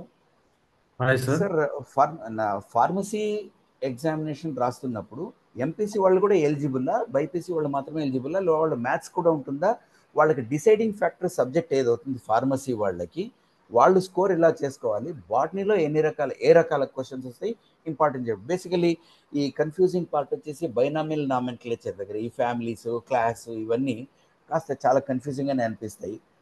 యాక్చువల్గా ఏం చెప్పాలంటే మ్యాథ్స్ రాకపోతే బైపీసీ చేరదాం అనుకునే వాళ్ళు కొందరు ఉంటారు, మ్యాథ్స్ భయంతో బైపీసీ చేరేవాళ్ళు, లేదు నేను డాక్టరే అవ్వాలని చేరుకునే వాళ్ళు కొందరు ఉంటారు. ఇట్లా డిఫరెంట్ సైకాలజీస్ ఉంటాయి. వెరస్ ఈ ఏఎఫ్సెట్లో ఫార్మసీ కూడా లాస్ట్ ఇయర్ నుంచి చేర్చారు, లాస్ట్ 2 years నుంచే చేర్చారు అనుకుంటాను నేను. సో ఫార్మసీ వరకు తీసుకుంటే వీళ్ళకున్న అవకాశాలు ఇంజనీరింగ్లో కూడా చేరొచ్చా, ఫార్మసీనే చేరాలా, కాస్త ఇది కవర్ చేస్తూ ఇంపార్టెంట్ టాపిక్స్ ఈ క్షణాన వాళ్ళు ఏం చేయొచ్చు, ఈ 3-4 రోజుల్లో వాళ్ళు చేయగలిగింది వాళ్ళ ర్యాంకు పెంచుకోవడానికి, మార్క్స్ తెచ్చుకోవడానికి. బాటనీలో మీ వైపు నుంచి భరద్వాజ్ గారు. Yes sir. యాక్చువల్లీ ఏంటంటే సార్, అంటే majority of the BiPC students వచ్చేసి మనకి నీట్ వైపు ఎక్కువ ఉంటారు, వాళ్ళ ఇంట్రెస్ట్ వచ్చేసి. సో ఎక్కువగా ఈ అంతరం అనేది చాలా ఎక్కువ ఉంటుంది సార్, గ్యాప్ అనేది అంటే 13 to 15 చాప్టర్స్ గ్యాప్ వస్తుంది మామూలుగా మనకు బాటనీ అయినా జువాలజీ అయినా కూడా. అంటే నీట్లో ఎక్కువ ఉంటాయి, ఇక్కడ తక్కువ ఉంటాయి. నీట్లో తక్కువ ఉంటాయి సార్. నీట్లో యాక్చువల్గా వచ్చేసి మనకి అంతకుముందు అంటే 1 year బిఫోర్ వచ్చేసి మనకి 38 చాప్టర్స్ ఉండేవి సార్. సో దాన్ని 32 చాప్టర్స్ చేశారు. టోటల్ బయాలజీ చెప్తున్నా నేను. Right total biology total biology కలిపి 38 చాప్టర్స్ ఉంటే ఇప్పుడు 32 చాప్టర్స్ కి దాన్ని కుదించారు అనమాట. చాలా చాప్టర్స్ డిలీట్ చేశారు. రైట్. సో బాటనీకి వచ్చేసరికి ఏంటంటే సార్, అంటే మళ్ళీ first year botany second year botany తీసుకున్నట్టయితే 13 చాప్టర్స్ ఫస్ట్ ఇయర్ లో ఉంటాయి, 14 చాప్టర్లు సెకండ్ ఇయర్ లో ఉంటాయి సార్. 27 చాప్టర్స్ ఉంటాయి సార్ ఓన్లీ బాటనీలో మాత్రమే. సో అదొక డిసడ్వాంటేజ్ అని చెప్పొచ్చు ఒక స్టూడెంట్కి. ఎందుకంటే అదొక ప్రెషర్ లాగా ఫీల్ అయ్యే ఛాన్సెస్ ఎక్కువ ఉంటాయి సార్. ఎందుకంటే ఇది మెమొరీ బేస్డ్ ఎగ్జామ్ కాబట్టి బాటనీ జువాలజీకి. సో ఈ లాస్ట్ మినిట్లో ఈ గ్యాప్ ఉన్న అంటే నీట్కి ఉన్న ఈప్ సెట్కి ఉన్న గ్యాప్లో ఉన్న చాప్టర్స్ ఎలా కవర్ చేయవచ్చు అనే క్వశ్చన్ చాలా మందికి ఉంటుంది సార్. రైట్. ఇంకొకటి ఏంటంటే సార్, మార్ఫాలజీ లాంటి చాప్టర్స్ తీసుకున్నట్టయితే, మార్ఫాలజీ కానీ ఇప్పుడు జువాలజీ తీసుకున్నట్టయితే దాంట్లో ఎనిమల్ కింగ్డమ్ వాళ్ళ దాంట్లో కావచ్చు, ఎగ్జాంపుల్స్ అనేవి చాలా మేజర్ రోల్ ప్లే చేస్తాయి సార్. ఎగ్జాంపుల్స్ చాలా ఉంటాయి సార్. మనం ఫ్యామిలీస్లో తీసుకున్నట్టయితే బాటనీలో టాక్సనామీ ఆఫ్ యాంజియోస్పర్మ్స్లో ఫ్యాబేసి, సొలనేసి, లిలియేసి వాటిలలో ఎక్స్ట్రా కంటెంట్ విత్ ఎగ్జాంపుల్స్ అనేది ఎక్కువ ఉండడం వల్ల స్టూడెంట్ ఎక్కువ ప్రెజర్గా ఫీల్ అయ్యే ఛాన్సెస్ ఎక్కువ ఉంటాయి sir. Right right. Okay. So వాళ్ళ ప్రిపరేషన్ మాక్సిమం ఇప్పుడు నీట్కి స్టిక్ అయి ఉన్న వాళ్ళు ఎక్కువగా థింక్ చేయకుండా ఈ లాస్ట్ 1-2 డేస్లో ఈ extra chapters approximately 13 to 15 chapters cover చేయడం చాలా ప్రాబ్లంగా ఉంటుంది సార్ వాళ్ళకి. ఆ 32 సబ్జెక్టులే చదువుకుని దానిలోంచి సరిపోద్ది ఎక్కువ అండ్ దిస్ విల్ బి అంటే ఇది లాస్ట్ ఇయర్ సార్. ఇక నెక్స్ట్ ఇయర్ నుంచి మన స్టేట్ బోర్డ్ లో కూడా చాలా చేంజెస్ తీసుకొస్తున్నారు. అకార్డింగ్ టు ఎన్సీఆర్టీ ప్రకారంగా తీసుకురావడం వల్ల నెక్స్ట్ ఇయర్ స్టూడెంట్ కి చాలా బెనిఫిషియల్ అని చెప్పవచ్చు ఈ ఇయర్ స్టూడెంట్స్ కన్నా. రైట్. ఈ న్యూ ఎడ్యుకేషన్ పాలసీలో యూనిఫామ్ సిలబస్ రావాలని దేశం మొత్తం ట్రై చేస్తున్నారు. అఫ్కోర్స్ లోకల్ లాంగ్వేజ్ డైలెక్ట్ నేర్చుకోవడం అనేది ఒక అంశం. ఇది కరెక్ట్, మీరు చెప్పింది కరెక్ట్ సార్. చెప్పండి. ఐపీ కాన్సెప్ట్స్ ఏవైతే చాలా స్ట్రాంగ్ గా తీసుకున్న వాళ్ళు ఉంటారో సార్, వాళ్ళకి ఇది అడ్వాంటేజ్ అని చెప్పవచ్చు మనకు బాటనీలో కానీ. సార్ నెక్స్ట్ టాపిక్ వెళ్దామండి. జువాలజీ గురించి చెప్పడానికి వేణుగోపాల్ గారు, ఇప్పుడు ఈ లాస్ట్ మినిట్లో జువాలజీకి సంబంధించి కన్ఫ్యూజన్ లేకుండా కొన్ని మార్కులు బాగా తెచ్చుకొని ఒక గౌరవప్రదమైన ర్యాంక్ తెచ్చుకోవడానికి ఒక క్యాంపస్ కాలేజీలోనో లేకపోతే ఇంకా మంచి కాలేజీలోనో ఫార్మసీ సీట్ తెచ్చుకోవడానికి ఫార్మసీకి ఫోకస్ చేస్తున్న వాళ్ళు, వాళ్ళ గురించి కాస్త మీరు విశదీకరిస్తే బాగుంటుంది. భరద్వాజ్ గారు చెప్పినట్టు సార్, మన నీట్ అండ్ ఎప్సెట్ సిలబస్లో చాలా డిఫరెన్స్ వస్తుంది సార్. Sir around 40%. సార్ ఒక చిన్న ఇది అగ్రికల్చర్కి సంబంధించి కూడా కొంత కవరేజ్ చేస్తే బాగుంటుంది సార్. అగ్రికల్చర్ ది సార్ చెప్తారు సార్. గారు డీటెయిల్ గా చెప్తారు. ఓకే. కాకపోతే ఏంటవుతుందంటే ఆ సిలబస్ డిఫరెన్స్ అవడం వల్ల పిల్లలకి చాలా ఇబ్బందికరంగా ఉంటుంది సార్. సరే. ఎందుకంటే పిల్లలతో ఎగ్జామ్ తర్వాత మాట్లాడేటప్పుడు నీట్ పేపర్ ఇంకా మాకు ఈజీ అనిపిస్తుంది ఎంసెట్ కన్నా అని నార్మల్ గా వింటుంటాం. అది కరెక్ట్ అండి. అది రీజన్ ఏంటంటే that is some before Covid కొన్ని టాపిక్స్ ఆల్రెడీ ఎక్కువే ఉన్నాయి ఎంసెట్ లో, బట్ ఇప్పుడు తర్వాత కొన్ని టాపిక్స్ డిలీట్ చేసేసారు. So around 40% of extra syllabus the students need to prepare EAMCET కోసం. ఈవెన్ ప్రతి చాప్టర్ లో కూడా ఎక్స్ట్రా పోర్షన్ చాలా ఉంటుంది సార్. సార్ చెప్పినాడు ఎనిమల్ కింగ్డమ్ ఉంది, ఎనిమల్ డైవర్సిటీ 1 and 2. ఓకే, మనకి ఎన్సీఆర్టీ లో ఓన్లీ స్మాల్ పార్ట్స్ ఇచ్చేస్తాడు ఫైలం. బట్ ఇక్కడికి వచ్చేసరికి ఏమవుతుందంటే ఫైలం ది క్లాసిఫికేషన్, దాని క్యారెక్టర్స్ విత్ ఎగ్జాంపుల్స్, తర్వాత దాని ఇంకా క్లాసెస్ అవన్నీ డీటెయిల్ గా ఉండడం వల్ల అది చాలా మేజర్ పార్ట్ అయిపోతుంది. అక్కడ పిల్లలకి చాలా ప్రాబ్లం అవుతుంది. సో ముందు నుంచే కానీ ఎవరు ఆల్రెడీ వెబ్సైట్ రాస్తాము అని ప్రిపేర్ అయి ఉన్నారు, ఆల్రెడీ డిసైడెడ్ ఉన్నారో వాళ్ళకి అంత ప్రాబ్లం రాదు. బట్ నీట్తో పాటు కొంతమంది చలో రాద్దామా అని అనుకున్న వాళ్ళకి కొంచెం ప్రాబ్లం అవుతుంది సార్. అలాంటప్పుడు ఏంటంటే కొన్ని టాపిక్స్ లో మెమరీ బేస్డ్ ఉంటాయి, అవన్నీ కొంచెం జాగ్రత్తగా చూసుకోవాలి. లైక్ మనకి ఎవల్యూషన్ ఉంది, ఎనిమల్ డైవర్సిటీ 1 and 2 లో ఎగ్జాంపుల్స్ ఉన్నాయి, కొన్ని ఎక్స్ట్రా ఉంటాయి. కానీ దే హ్యావ్ సమ్ ఐడియా, ఆ టాపిక్ గురించి ఐడియా ఉంది కాబట్టి కొత్త టాపిక్ కి పోకుండా ఆ టాపిక్ లోనే పర్ఫెక్ట్ గా ఇంకా చేసుకుంటే వాళ్ళు కొంచెం మార్క్స్ పెరిగే ఛాన్సెస్ ఉంటాయి. అదొక. అండ్ పేపర్ లో కూడా sir different types of questions, అన్ని డైరెక్ట్ క్వశ్చన్స్ ఉండవు సార్. నార్మల్ గా మల్టిపుల్ చాయిస్ క్వశ్చన్స్ అనేవి నో డౌట్ ఒక 15-20 ఉంటాయి. దాంతో పాటు డిఫరెంట్ ప్యాటర్న్ ఆఫ్ క్వశ్చన్స్ వస్తాయి సార్. అంటే టైం కన్జ్యూమింగ్ క్వశ్చన్స్ అని కొంచెం పిల్లలు ఐడెంటిఫై చేసి కొంచెం ఫాస్ట్ గా చేసుకుంటే విత్ ఇన్ టైం లిమిట్ వాళ్ళు అది కంప్లీట్ చేసే ఛాన్సెస్ ఎక్కువ. లైక్ ఈ చివరి నిమిషంలో కొత్త టాపిక్స్ చదవకుండా ట్రిక్కీ క్వశ్చన్స్ వేయకుండా స్ట్రైట్ గా వచ్చే క్వశ్చన్స్ ముందు ఆన్సర్ చేసేసుకుని టైం సేవ్ చేసుకుని తర్వాత వీటికి రావడం బెటర్. ఇంకా వీళ్ళు అసర్షన్ రీజనింగ్ అని కొన్ని క్వశ్చన్స్ వస్తాయి సార్. తర్వాత 2 column మ్యాచింగ్, 3 column మ్యాచింగ్, ఇంకా statements, how many statements are true, which one is false, ఈ టైప్ డిఫరెంట్ ప్యాటర్న్ క్వశ్చన్స్ వస్తాయి. అది కొంచెం టైం కన్జ్యూమింగ్. పిల్లలు అది ఐడెంటిఫై చేసి కొంచెం తొందరగా చేసుకుంటే జువాలజీ బాటనీ కానీ 1 అవర్లో కంప్లీట్ చేసుకోగలిస్తే ఫిజిక్స్ అండ్ కెమిస్ట్రీకి అడ్వాంటేజ్ వచ్చింది సార్. ఇక్కడే 1.5 అవర్ 1 అవర్ 40 మినిట్స్ తీసుకున్నారంటే అక్కడ ఇబ్బంది అవుతుంది. వాళ్ళకి ఫిజిక్స్ కెమిస్ట్రీ వచ్చినా కూడా చేయలేరు. అది పిల్లలు కొంచెం జాగ్రత్తగా చూసుకోవాలి. సార్ ఇందాక మీరు ఫార్మసీ జాయిన్ అవ్వడం గురించి అన్నారు. అవునండి. ఫార్మసీ జాయిన్ అవ్వడానికి బోత్ ఎంపీసీ బైపీసీ స్టూడెంట్స్ ఇద్దరు కూడా ఎలిజిబుల్. వాళ్ళు త్రూ ఎంట్రన్స్ ఈ ఇప్సెట్ ఎంట్రన్స్ నుంచి బోత్ కెన్ జాయిన్ ఫార్మసీ. అంటే రిస్ట్రిక్షన్ అయితే లేదు. ఉత్త ఎంపీసీ చదివిన వాళ్ళకి బాటనీ జియాలజీ డిసడ్వాంటేజ్ అవుతుంది, కానీ వాళ్ళు వాళ్ళకి ఫార్మసీ జాయిన్ అయిన తర్వాత ఐ నో బయాలజీ పిల్లలకేమో మ్యాథ్స్ క్లాస్ ఎక్స్ట్రా వస్తుంది, బ్రిడ్జ్ కోర్స్ వస్తుంది. ఎంపీసీ పిల్లలకి బయాలజీ కొద్దిగా అవర్స్ ఉంటాయి. ఎంట్రన్స్ వరకు నేను అనేది ఎంట్రన్స్ వీళ్ళ ఎంట్రన్స్ లోనే వెళ్ళాలండి. ఇప్పుడు ఎంపీసీ స్టూడెంట్ రాసే ఎంట్రన్స్ దాని నుండి వాళ్ళ ఎంట్రన్స్ నుంచే తీసుకుంటారు, బైపీసీ స్టూడెంట్ రాసే ఎంట్రన్స్ నుంచి అది తీసుకుంటారు. రైట్. సరే, ఒక 2 క్వశ్చన్స్. ఎంపీసీ వాళ్ళు బైపీసీ ఎంట్రన్స్ రాయరండి, మాత్రం సెపరేట్ ఏనండి అది. నేను అడిగింది అదే క్వశ్చన్.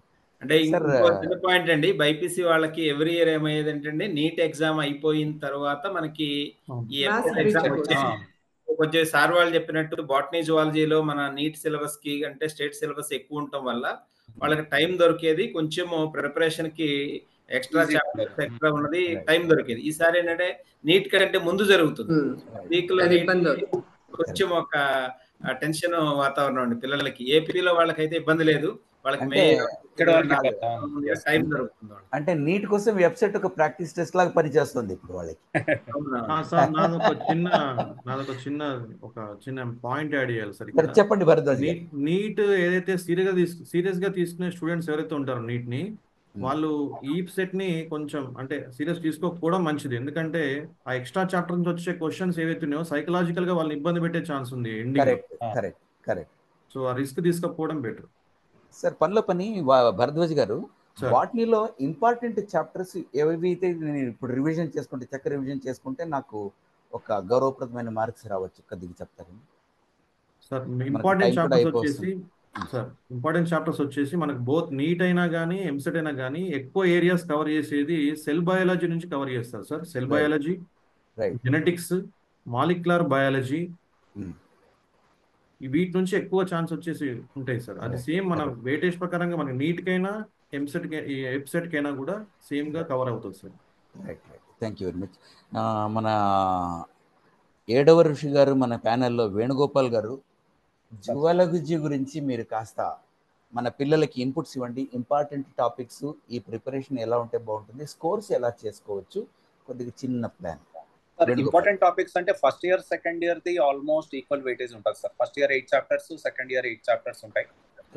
బట్ కొంచెం ఇటు అటు 19-21 అలాగా రావచ్చు, కొంచెం ఇటు అటు అవ్వచ్చు.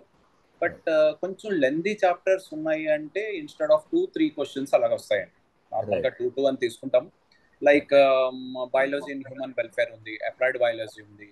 తర్వాత ఇంకా పిల్లలు ఎక్కువ ఫోకస్ చేయడం ఫిజియాలజీ ఫోకస్ చేయడం బెటర్ సార్, ఎందుకంటే అది పిల్లలు కూడా ఈజీగా ఉంటుంది. సో అది కాన్సెప్ట్ బేస్డ్ ఉంటుంది. అంటే సిస్టమ్స్, మన రెస్పిరేటరీ, ఎక్స్క్రీటరీ సిస్టమ్స్ అనేవి నీటికి దీనికి కామన్ ఉంటాయి. స్లైట్ గా కొంచెం ఎక్స్ట్రా ఉంటుంది, ఎక్కువ కాకుండా.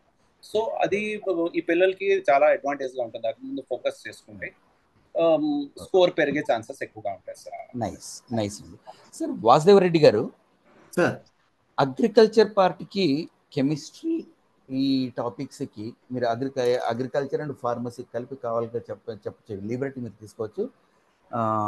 ప్రిపరేషన్ ఎలా ఉంటే బాగుంటుంది ఈ లాస్ట్ మినిట్లో?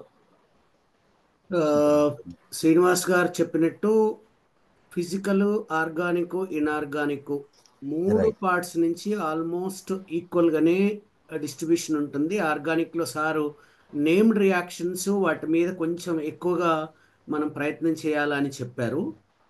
ఈ నేమ్డ్ రియాక్షన్స్ లో కూడా ఏంటంటే మధ్యలో కొన్ని ఇన్వాల్వ్మెంట్స్ ఉంటాయి. ఇప్పుడు ఓన్లీ నేమ్డ్ రియాక్షన్లను ఆ సీక్వెన్స్ ఆఫ్ రియాక్షన్ లో ఎక్కడో చోట మెర్జ్ చేసి ఉంటాడు. సో ఆ మిగిలిన పార్ట్ను కూడా చదవాల్సి ఉంటుంది వీళ్ళు. సో నేమ్డ్ రియాక్షన్స్తో పాటు మిగిలిన మనము బేసిక్స్ ఆఫ్ ఆర్గానిక్ కెమిస్ట్రీనో దానికి కూడా లింక్ చేసి ఇస్తున్నాడు ఈ మధ్య ఇచ్చిన క్వశ్చన్స్లో. వాటి మీద ఫోకస్ పెట్టాల్సి ఉంటుంది. నేను మెయిన్గా పిల్లలకి ఏం చెప్పాలనుకుంటానంటే, సార్ చెప్పినట్టు కెమిస్ట్రీలో కానీ ఫిజిక్స్ కానీ ఎక్కువ ఏ పేపర్ని సెట్ చేసినా క్వశ్చన్స్ అన్నీ డిఫికల్ట్గా అయితే ఇవ్వరు.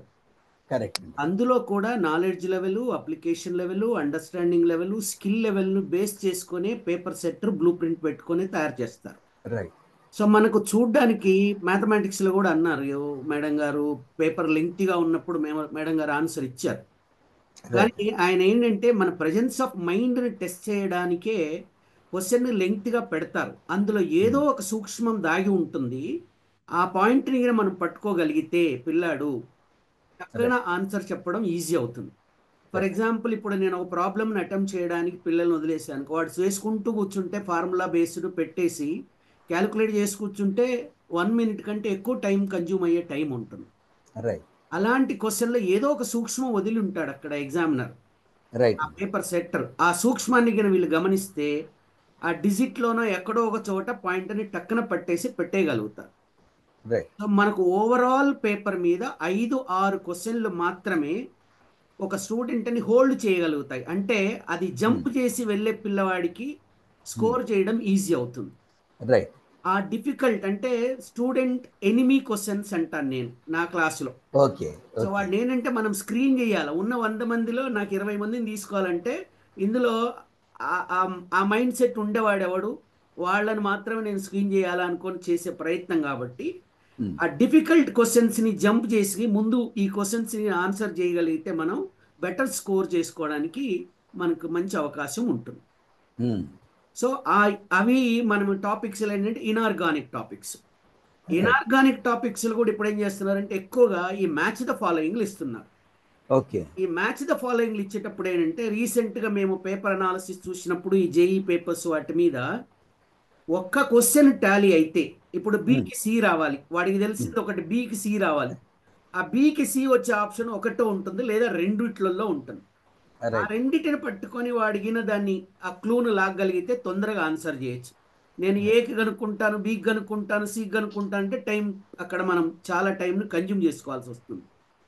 ఈ సూక్ష్మాల్ని పిల్లల్ని గమనించగలిగితే ఈ షార్ట్ స్పాన్లో కూడా ఇన్ఆర్గానిక్లో దాదాపు 15-16 క్వశ్చన్లు ఇందాక ఆర్గానిక్లో చెప్పినట్టే ఇన్ఆర్గానిక్లో కూడా ఎక్కువ ఇస్తారు ఈ బయాలజీ స్టూడెంట్స్కి. ఆ ఇన్ఆర్గానిక్ టాపిక్స్లో పర్టికులర్గా ఈ ఆర్డర్స్ మీద కొంచెం ఫోకస్ పెట్టాలి. వాటి బాయిలింగ్ పాయింట్ ఆర్డర్ ఏంటి, మెల్టింగ్ పాయింట్ ఆర్డర్ ఏంటి, ఇవన్నీ ఒక పేపర్ మీద రాసుకోగలిగితే వాళ్ళు రాసే ఈ 3-4 టెస్ట్లు ఉంటాయి. ఇప్పుడు ఆ టెస్ట్లో వచ్చిన వాటిని క్లుప్తంగా ఒక చిన్న పేపర్ మీద రాసుకొని వాళ్ళు ఆ ప్రయాణం చేసి ఎగ్జామినేషన్ సెంటర్కి వెళ్ళే ఆ టైంలో ఆ 15-20 నిమిషాలు ఇన్ఆర్గానిక్ ప్రిసైజ్గా వాళ్ళు రివైజ్ చేసుకోగలిగితే 20-25 మార్కులు తెచ్చుకోవడం కెమిస్ట్రీలో పెద్ద కష్టమేం కాదు. సో ఈ సూక్ష్మాన్ని గమనించాలి వాళ్ళు. ఏ థర్మోడైనమిక్సో, ఎలక్ట్రోకెమిస్ట్రో, కైనెటిక్సో పట్టుకుంటే కొంచెం ఎక్కువ టైం కిల్లింగ్ ఉంటుంది అక్కడ క్యాలిక్యులేషన్స్ అవి. అందులో కూడా సూక్ష్మం మీద ఉంటుంది, అది గమనించాలి.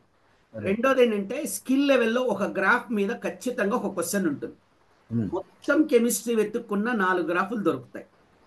ఆ 4-5 గ్రాఫుల్లో ఒక గ్రాఫ్ ఏదో ఒకటి పడుతూనే ఉంటుంది. ఫర్ ఎగ్జాంపుల్ సర్ఫేస్ కెమిస్ట్రీ మీదనో లేదంటే రేట్ ఆఫ్ రియాక్షన్ మీదనో ఒక గ్రాఫ్ ఇస్తారు. ప్రతి పేపర్లో కూడా స్కిల్ లెవెల్లో ఈ గ్రాఫ్ని ఓరియంటేషన్గా తీసుకొని దాని మీద కొన్ని క్వశ్చన్లు సెట్ చేయడం అనేది జరుగుతూ ఉంటుంది. సో ఈ 4 క్వశ్చన్లు ఈ గ్రాఫ్ల మీద కొద్దిగా వాళ్ళు మనసు పెట్టి చేయగలిగితే ఆల్రెడీ ఒక క్వశ్చన్ వాళ్ళు ఆన్సర్ చేసినట్టు అవుతుంది. ఈ ఆర్డర్స్లో కూడా అన్ని కలుపుకుంటే ఒక 30-40 ఆర్డర్లు ఉంటాయి. ఆర్డర్లు చూసుకోగలిగితే గ్రూప్స్ మీద ఫస్ట్ ఇయర్లో ఉండే ఎస్ బ్లాక్ కానీ పి బ్లాక్లో కానీ సెకండ్ ఇయర్ పి బ్లాక్స్ కలుపుకుంటే 7 to 8 క్వశ్చన్స్ అక్కడే వస్తున్నాయి మరి. సో ఇవన్నీ కూడా ఇన్ఆర్గానిక్ బేస్డ్ కాబట్టి పెద్ద క్యాలిక్యులేషన్స్ ఉండవు కాబట్టి నాలెడ్జ్ లెవెల్ క్వశ్చన్స్లోనే ఉంటాయి, కొద్దిగా ట్రికీగా ఉంటాయి. అంటే ఆ ట్విస్ట్ ఎక్కడ ఉందో కనుక్కుంటే ఈజీ అయిపోతుంది. ఆ ట్విస్ట్ని కనుక్కోవడం. ఇంకొక మాట నేను లాస్ట్గా చెప్పాల్సింది ఏంటంటే కొన్ని కామన్ టాపిక్స్ ఉన్నాయి మాకు బాటనీకి కానీ మాకు జువాలజీకి కానీ. అవునండి. అలాంటి టాపిక్స్ మీద ఎక్కువ ఫోకస్ చేయమని చెప్తాను బయాలజీ స్టూడెంట్స్కి.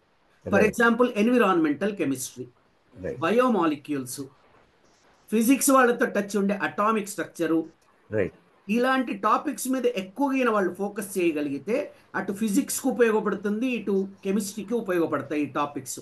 సో నేను చెప్పాల్సింది ఏంటంటే ఇలాంటి టాపిక్స్ని ఎక్కువ ప్రియారిటైజ్గా పెట్టుకొని, లేదా ఏ టాపిక్లోంచి ఎక్కువ అడిగారు, ఏ టాపిక్లోంచి తక్కువ అడిగారు ఏమి లేదు, అన్ని టాపిక్లోంచి ఒక్కొక్కటే అడుగుతున్నారు.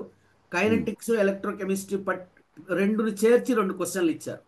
3-4 గ్రూప్స్ కలిపి 4 క్వశ్చన్స్ ఇచ్చారు. అంటే గ్రూప్కి ఒక క్వశ్చన్ అడుగుతున్నట్టే లెక్క. సో కాబట్టి ఇలా ఫిజిక్స్ లోనో లేదా జువాలజీతోనో లింక్ అయిన కెమిస్ట్రీ టాపిక్స్ మీద ఫోకస్ పెట్టి వాటికి మనం కొంచెం ఇంపార్టెన్స్ ఇవ్వగలిగితే బెటర్గా స్కోర్ చేసే అవకాశం ఉంటుంది. పాలిమర్స్ అని ఒక చిన్న టాపిక్ ఉంది, ఖచ్చితంగా ఒకటి వస్తుంది. అది హార్డ్లీ ఒక 1 అవర్ పిల్లాడు కూర్చొని బైహార్ట్ చేయగలిగితే ఆ మోనోమర్స్ ఏంటి, పాలిమర్ ఏం ఫామ్ అవుతుంది, దాంట్లో నుంచి ఒక క్వశ్చన్ ఈజీగా స్కోర్ చేసే అవకాశం ఉంటుంది.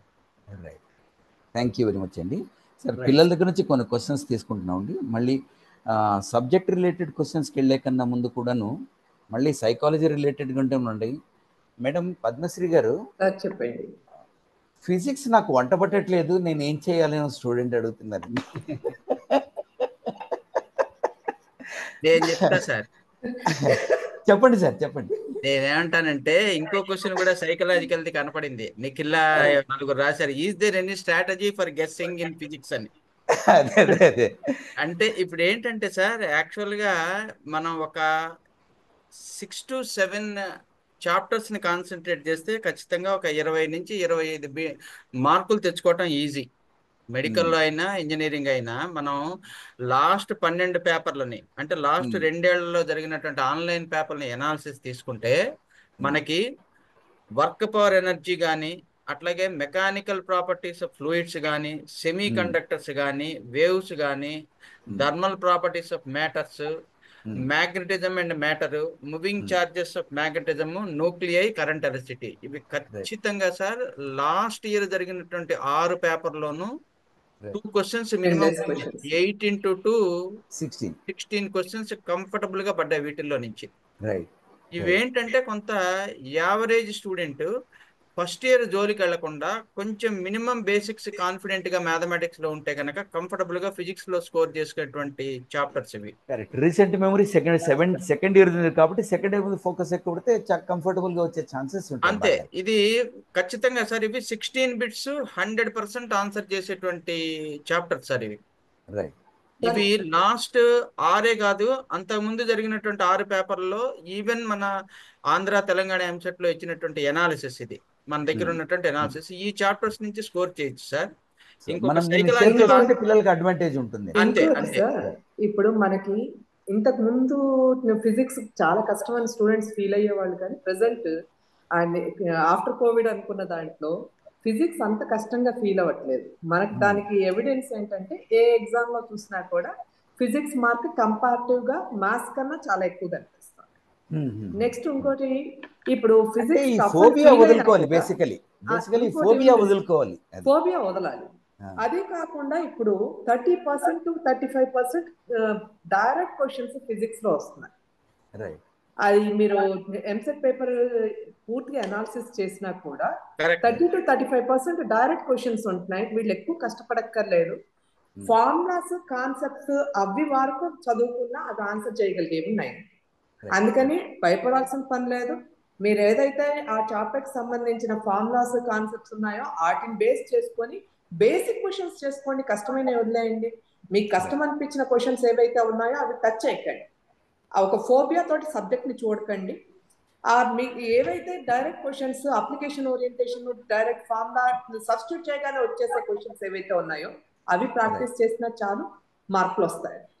అంటే బేసికలీ నేను మ్యాథ్స్లో బాగున్నాను, కెమిస్ట్రీలో బాగున్నాను, ఫిజిక్స్ నాకు భయం వేస్తుందంటే ఫిజిక్స్ అనే భూతం ఉంది అని ఆ భూతం నుంచి 2 మార్కులు పిండుకుంటే బాగుంటుంది.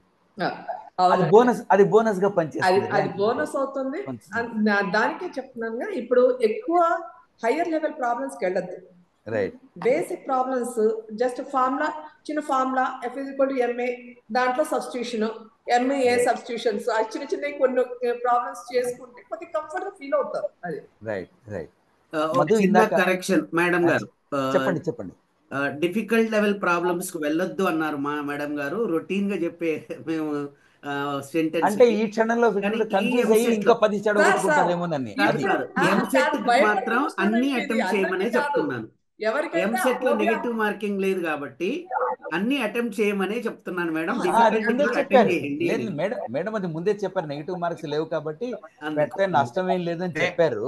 అవును అంటే ఇప్పుడు ప్రాక్టీస్ చేసుకోవడానికి నేను అదే. చెప్పేది ఎగ్జామ్ లో రాయడానికి అన్ని క్వశ్చన్స్ ఆన్సర్ చేయాలి, ఇప్పుడు చదివి ప్రాక్టీస్ భయపడ్డా చేసుకోవడానికి హయ్యర్ లెవెల్ టఫ్ ప్రాబ్లమ్స్ అన్నవి ఇప్పుడు ముందేసుకుని కూర్చోవద్దు. ఆల్రెడీ ఫోబియా ఉంది, ఆ టఫ్ అవును ప్రాబ్లం ముందేసుకొని కూర్చుంటే ఇంకా పెరుగుతుందే కానీ తగ్గదు కదా. అవును లాస్ట్ లో ఈజీగా ఉండే ఒక 4-5 ప్రాబ్లమ్స్ టైం సరిపోలేదని వదిలేచ్చే బదులు ఏదో బీనో ఏదో అందులో స్కోర్ చేసేసుకొని. మేఘశ్యామ్ గారు ఒక్క 1 minute, నేను ఈ సైకలాజికల్ గా ఒక క్వశ్చన్ ఉంది, ఎనీ స్ట్రాటజీ ఫర్ గెస్సింగ్ అనేది. అదే అదే అదే నేనేం చెప్తానంటే సార్, 1 minute మనం మొత్తం ఒక అవుట్ ఆఫ్ 3 hours లో up to 2 hours 45 minutes only వచ్చినటువంటి బిట్లనే ఆన్సర్ చేస్తాం. రైట్. అసలు రాలేదు అనుకుంది దాని గ్యాప్ వదిలేస్తాం. అప్లై చేసి అది రాకపోయినా, తేడా పడ్డా, ఏదన్నా క్యాలిక్యులేషన్ మిస్ అయినా దాన్ని వి విల్ లీవ్ ఇట్. అక్కడ మనం ఆప్షన్ కి ఛాన్స్ తీసుకోం. ఇట్లా సపోజ్ అవుట్ ఆఫ్ మనకి ఒక 160 బిట్స్ ని ఒక 120 మాత్రమే, లేదా 110 మాత్రమే, లేదా 90 మాత్రమే చేసాం అవుట్ ఆఫ్ 160. ఇంకా అంటే అవేంటి, మనకి వచ్చి అప్లై చేసి ఫార్ములా వాడి మనం దానికి ఆన్సర్ పెట్టాం.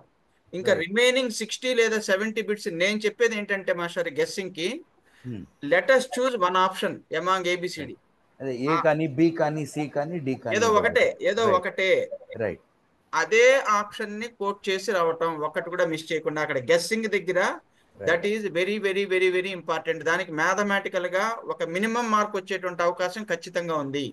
అంతే తప్పించి ఏ బిట్కి ఆ బిట్ మనం అసెస్ చేసి గెస్ చేస్తే there is a chance of getting 0 also. Correct. ఈ ప్యాటర్న్ లో వెళ్తే మినిమం యాడ్ అయ్యేటువంటి అవకాశం ఉంది. సో అది నేను పిల్లలందరికీ ఇచ్చేటువంటి ఒక ఇంపార్టెంట్ సజెషన్. వచ్చినవి మాత్రమే చేస్తాం ఒక 2 hours 45 minutes.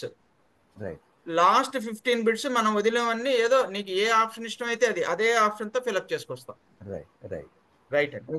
కొన్ని క్వశ్చన్స్ ఉన్నాయి, మెకాట్రానిక్స్ లో రావడానికి, కంప్యూటర్ సైన్స్ లో రావడానికి ఎన్ని మార్కులు రావడానికి. దీని గురించి ఇంకొక వెబినార్ చేస్తామండి ఎంసెట్ తర్వాత. మేము ర్యాంకుల తర్వాత ఏ బ్రాంచ్ వస్తే బాగుంటుంది, ఆ వెబినార్ లో దీని గురించి ఆన్సర్లు ఇస్తామండి స్టూడెంట్స్.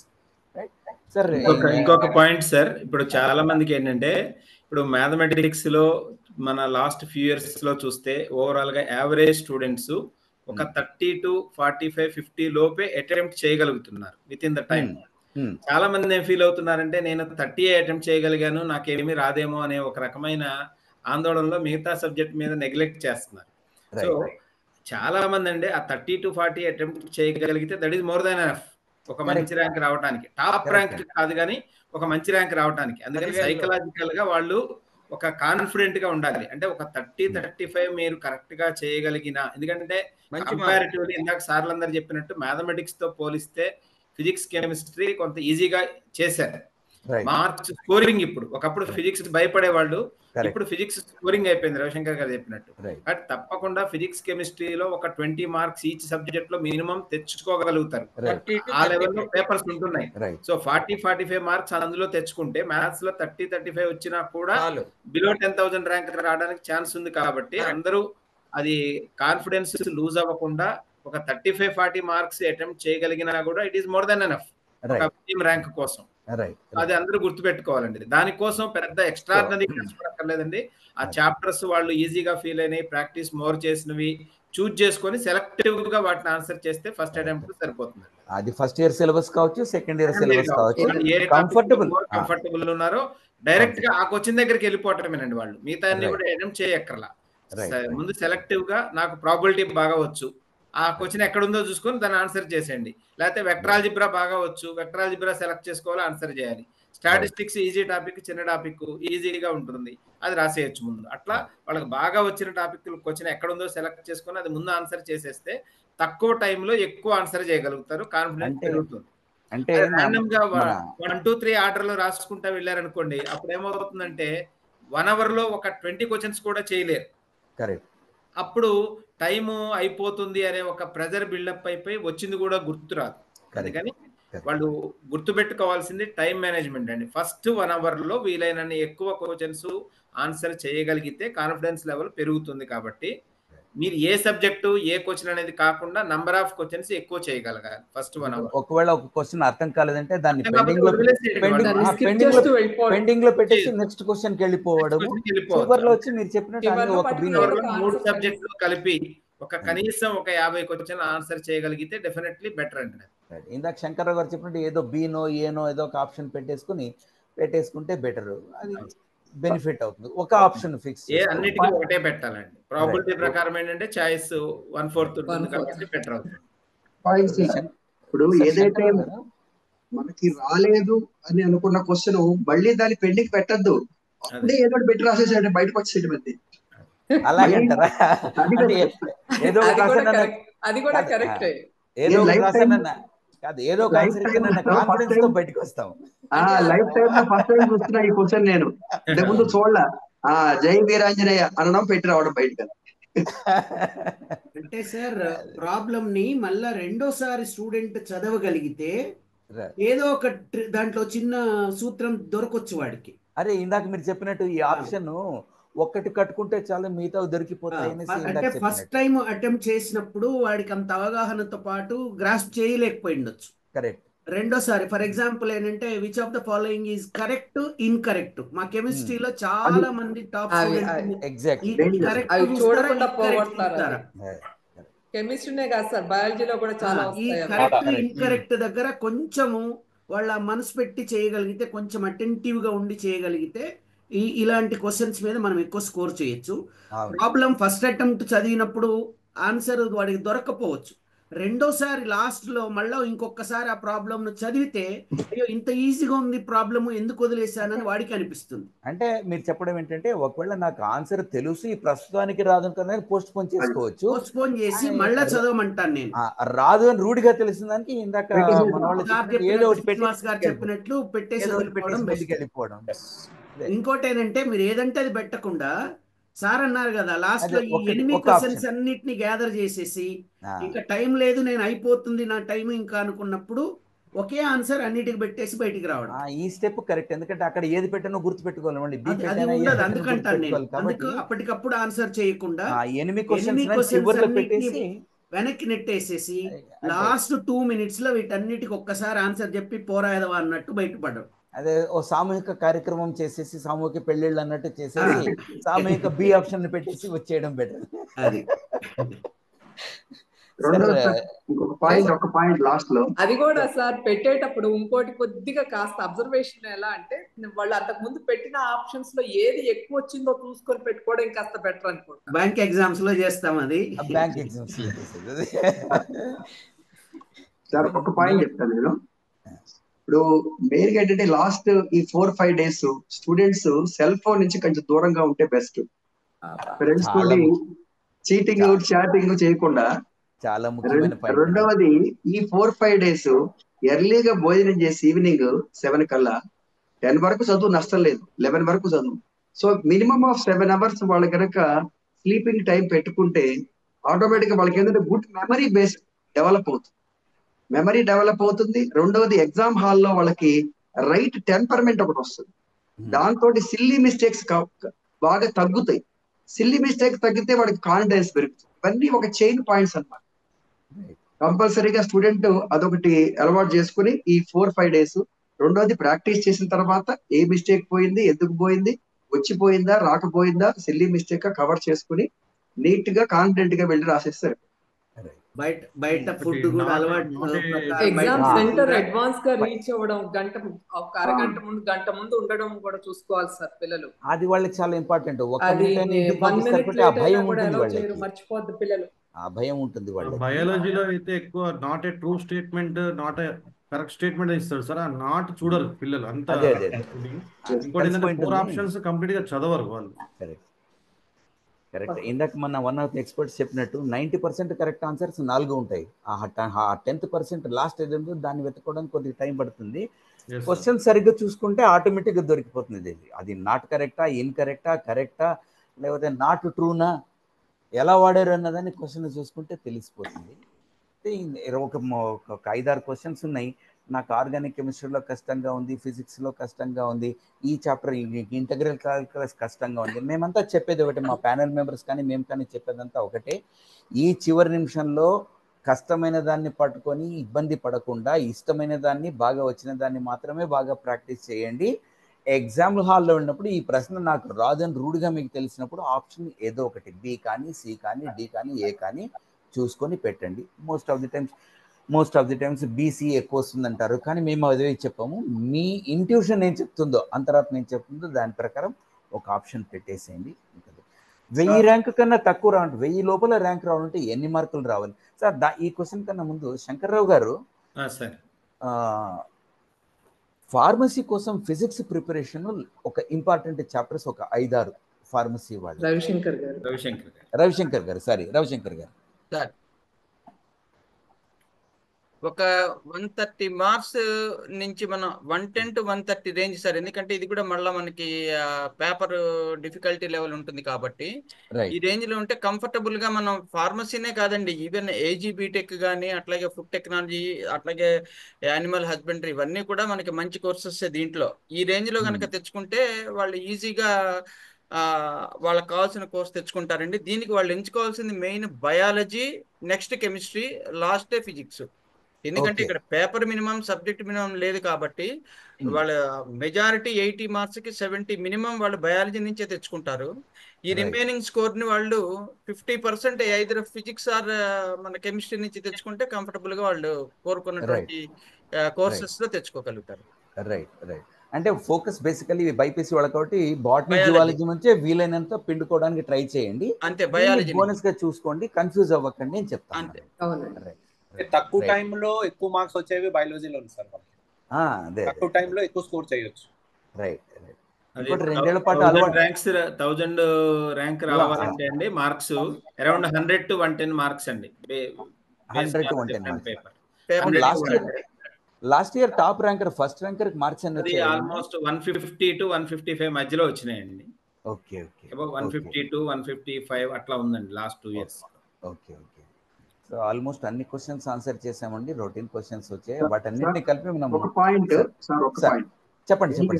ఇప్పుడు స్టూడెంట్స్ మనం ఈ 4-5 days ప్రీవియస్ పేపర్స్ అనుకోండి, లేదంటే కాలేజ్ లో ఇచ్చిన ఒక టెస్ట్ పేపర్ ఆన్లైన్ లో వాళ్ళు ప్రాక్టీస్ చేసేటప్పుడు ఒక క్వశ్చన్ అండి, రోజుకి ఎన్ని ఆన్లైన్ టెస్ట్లు ప్రాక్టీస్ చేస్తే కరెక్ట్ నాకు కాన్ఫిడెన్స్ వస్తుందండి? 1, 2, 3 అంటే టూ మెనీ టెస్ట్ కాదు, డైలీ ఒక టెస్ట్ అయితే కంపల్సరీ ఒక 2 టెస్టులు రాసుకోవచ్చు సార్. 2 టెస్టులు రాస్తే బెటర్ అండి. 2 టెస్టులు రాసుకోవచ్చు. అది కూడా ఒకటి అనాలిసిస్ అయినాక మళ్ళీ గ్యాప్ తీసుకుని రెండోది అనాలిసిస్ చేయాలి, లేకపోతే టైం వేస్ట్ అవుతుంది. రాసుకుంటూ వెళ్ళడం కాదండి, రాసిన తర్వాత దాన్ని వాళ్ళు చేసిన మిస్టేక్స్ ని తర్వాత ఎక్కడ మర్చిపోతున్నారో వాళ్ళకి తెలుస్తుంది. ఎగ్జామ్ రాశాక కొన్ని పాయింట్స్ ఈ టాపిక్ లో నేను ఈ ఫార్ములాస్ ఇవి మర్చిపోతున్నాను, ఇవి అప్లై చేయలేకపోయాను, ఇది నాకు వస్తుంది కానీ చేయలేకపోయాను అన్నది ఎగ్జామ్ రాసేటప్పుడు వాళ్ళు నోటీస్ చేసుకుంటారు. అట్లాంటివి అండర్లైన్ ఒక నోట్ రాసుకొని వాళ్ళు ఆ టాపిక్ ని కొద్దిగా రివైజ్ చేసుకోవాలి. అట్లా చేసుకుంటే వాళ్ళకి ఇంకా స్కోరింగ్ పెరగడానికి ఎక్కువ ఉంటుంది. అలాగే ఏవైతే వాళ్ళకి క్వశ్చన్స్ వాళ్ళు చేయగలిగి మిస్టేక్ చేసామనుకుంటున్నారో అవి ఒకసారి వీలైతే ఎవరైనా ఫ్యాకల్టీ మెంబర్స్ తోటి ఎక్స్ప్లెయిన్ చేయించుకోవడం చాలా మంచిది. అవైలబుల్ ఉంటారు కాలేజీలో, ఎప్పుడు అవైలబుల్ గా ఉంటారు, వాళ్ళు అవి చెప్పించుకుంటే ఆ సేమ్ మిస్టేక్ కమిట్ కాదు, సిమిలర్ మిస్టేక్స్ ఓవర్కమ్ అవుతాయి. చెప్పండి. పాయింట్, వాళ్ళు ప్రాక్టీస్ చేసేది కూడా వాళ్ళ ఎగ్జామ్ టైమ్ స్లాట్ 9 to 12 అనుకోండి మార్నింగ్, ప్రాక్టీస్ కూడా అప్పుడు చేస్తేనే బెస్ట్. ఈవినింగ్ స్లాట్ ఉన్న వాళ్ళు 2 to 5, ఎందుకంటే అందరూ మార్నింగ్ టైమ్ ఆ బయోలాజికల్ టైమింగ్ అదంతా కూడా సెట్ అయిపోతుంది. సైకలాజికల్ సెటప్ అది క్రియేట్ అవుతుంది సార్. అది అదే టైంలో నేను కూడా అదే పాయింట్ అనుకున్నాను. ఇంకొక మీ ద్వారా పిల్లలకి చెప్పాల్సింది ఏంటంటే, ఎగ్జామ్ రాసేటప్పుడు విపరీతంగా వాటర్ తాగేసి మధ్యలో వాష్రూమ్స్ అని వాటికి పోకుండా, అసలు పర్మిట్ చేయరుగా, కొన్ని వీళ్ళు వెళ్ళడానికి మా వాళ్ళు ప్రయత్నం చేస్తారు. అలాంటి ముందైన తర్వాత రిక్వెస్ట్ అని పెట్టు అదే ఇది అలాంటివి లేకుండా మీ ద్వారా అది మా పిల్లలకి రీచ్ అవ్వగలిగితే ఐ ఫీల్ హ్యాపీ. ఆ 3 గంటలు తమ భవిష్యత్తు కోసం ఒక తపస్సులాగా కూర్చుంటే బాగుంటుంది. 180 నిమిషాలు ఆ 3 గంటలు ఈ 3 రోజులు ప్రాక్టీస్ చేయగలిగితే అదే రీతిలో అదే టైం. సో ఆ బాడీ బయోలాజికల్ సిస్టమ్ కూడా సెట్ అవుతుంది అంటాను నేను ఆ టైం. ఎగ్జాక్ట్ మీరు చెప్పిందంటే 9 to 12 ఉందంటే 9 to 12 ఎగ్జామ్ కదలకుండా ఎగ్జామ్ తీసుకుంటే అదే ఎగ్జామ్ హాల్లో కూడా అలవాటు అయిపోతుంది, అలవాటు అవుతుంది. చాలా బాగుంటుంది. ఇంకోటి ఏంటంటే ఏసీల కింద కూర్చోకుండా వాడు ఎగ్జామ్ రాసే సెంటర్ లో ఫ్యాన్ ఉంటుందా ఏముంటుందో ఆ క్లైమేట్ అలాగే ఉంచుకొని చేస్తే ఇంకా బాగుంటుంది. ఇక్కడ ఏసీల కింద అలవాటు పడిపోతారు, అక్కడికి పోయి ఫ్యాన్ల కింద చెమట గారిపోతుంటే రాయలేదు కన్ఫ్యూజ్ అయినాను అని చెప్తారు. వర్స్ట్ ప్రిపేర్ అయితే బెస్ట్ దొరికితే హాయిగానే ఉంటుంది కదండి ఎప్పుడైనా. అదే వర్స్ట్ ప్రిపేర్ ఇంట్లో ఏసీల కింద కూర్చొని ప్రిపేర్ అవుతారు పిల్లలు. తర్వాత ఏసీ లేదు, స్వెట్ అయింది, షర్ట్ తడిసిపోయింది, ఏం చేయలేదు. Be prepared for the worst అని. అదే ప్రిపేర్ ఫర్ ది వర్స్ట్. అదే if you get the best it is okay. అది కూడా ప్రాబ్లమ్ ఏంటి, మొన్న మా సెంటర్ లో ఏసీలు ఏమని గొడవ చేశారు పిల్లలు. కరెక్ట్. ఏసీలు ఏమంటే నేను ఏసీ వేస్తే ఏసీ పడని పిల్లలు రేపు పోయి కంప్లైంట్ చేస్తారు అని చెప్పేసి మా బీవీఆర్ గారు వద్దని చెప్పారు. అందుకే దీనికి ఏం చేశారంటే ఏసీలో ఉన్న చోట 24-26 degrees పెట్టేస్తున్నారండి, ఎవరికి ఇబ్బంది కలగకుండా. ఈ కోవిడ్ తర్వాత గవర్నమెంట్ పర్టికులర్ గా రూల్స్ ప్రకారం మాకు అవి లేవు కాబట్టి అండి మేము అతిక్రమించి పెట్టడం ఎందుకనే. కరెక్ట్. సరే, ఒక ఇంపార్టెంట్ క్వశ్చన్ మిస్ అయ్యాము పిల్లలది. ఇంటర్మీడియట్ లో వచ్చిన మార్క్స్ వెయిటేజ్ కి ఎంసెట్ ర్యాంక్ కి తీసుకుంటారా? ఎంత పర్సెంట్ ఉంటుంది లేకపోతే లేదా?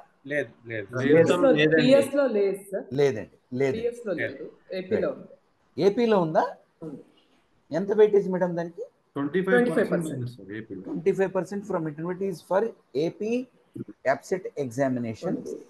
తెలంగాణలో లేదు, purely based on entrance performance. Right.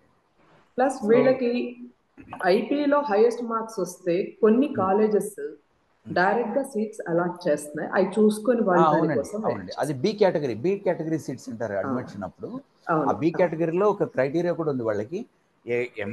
Entrance రాసి ఇక్కడ క్వాలిఫై ఉండకపోతే జేఈ రాసుంటే క్వాలిఫై అంటే దాని బేసిస్ మీద, లేకపోతే ఇంటర్మీడియట్ లో ఐపీ అది లేకపోతే ఐపీ క్రైటీరియా మెరిట్ బేసిస్ మీద ఉందండి.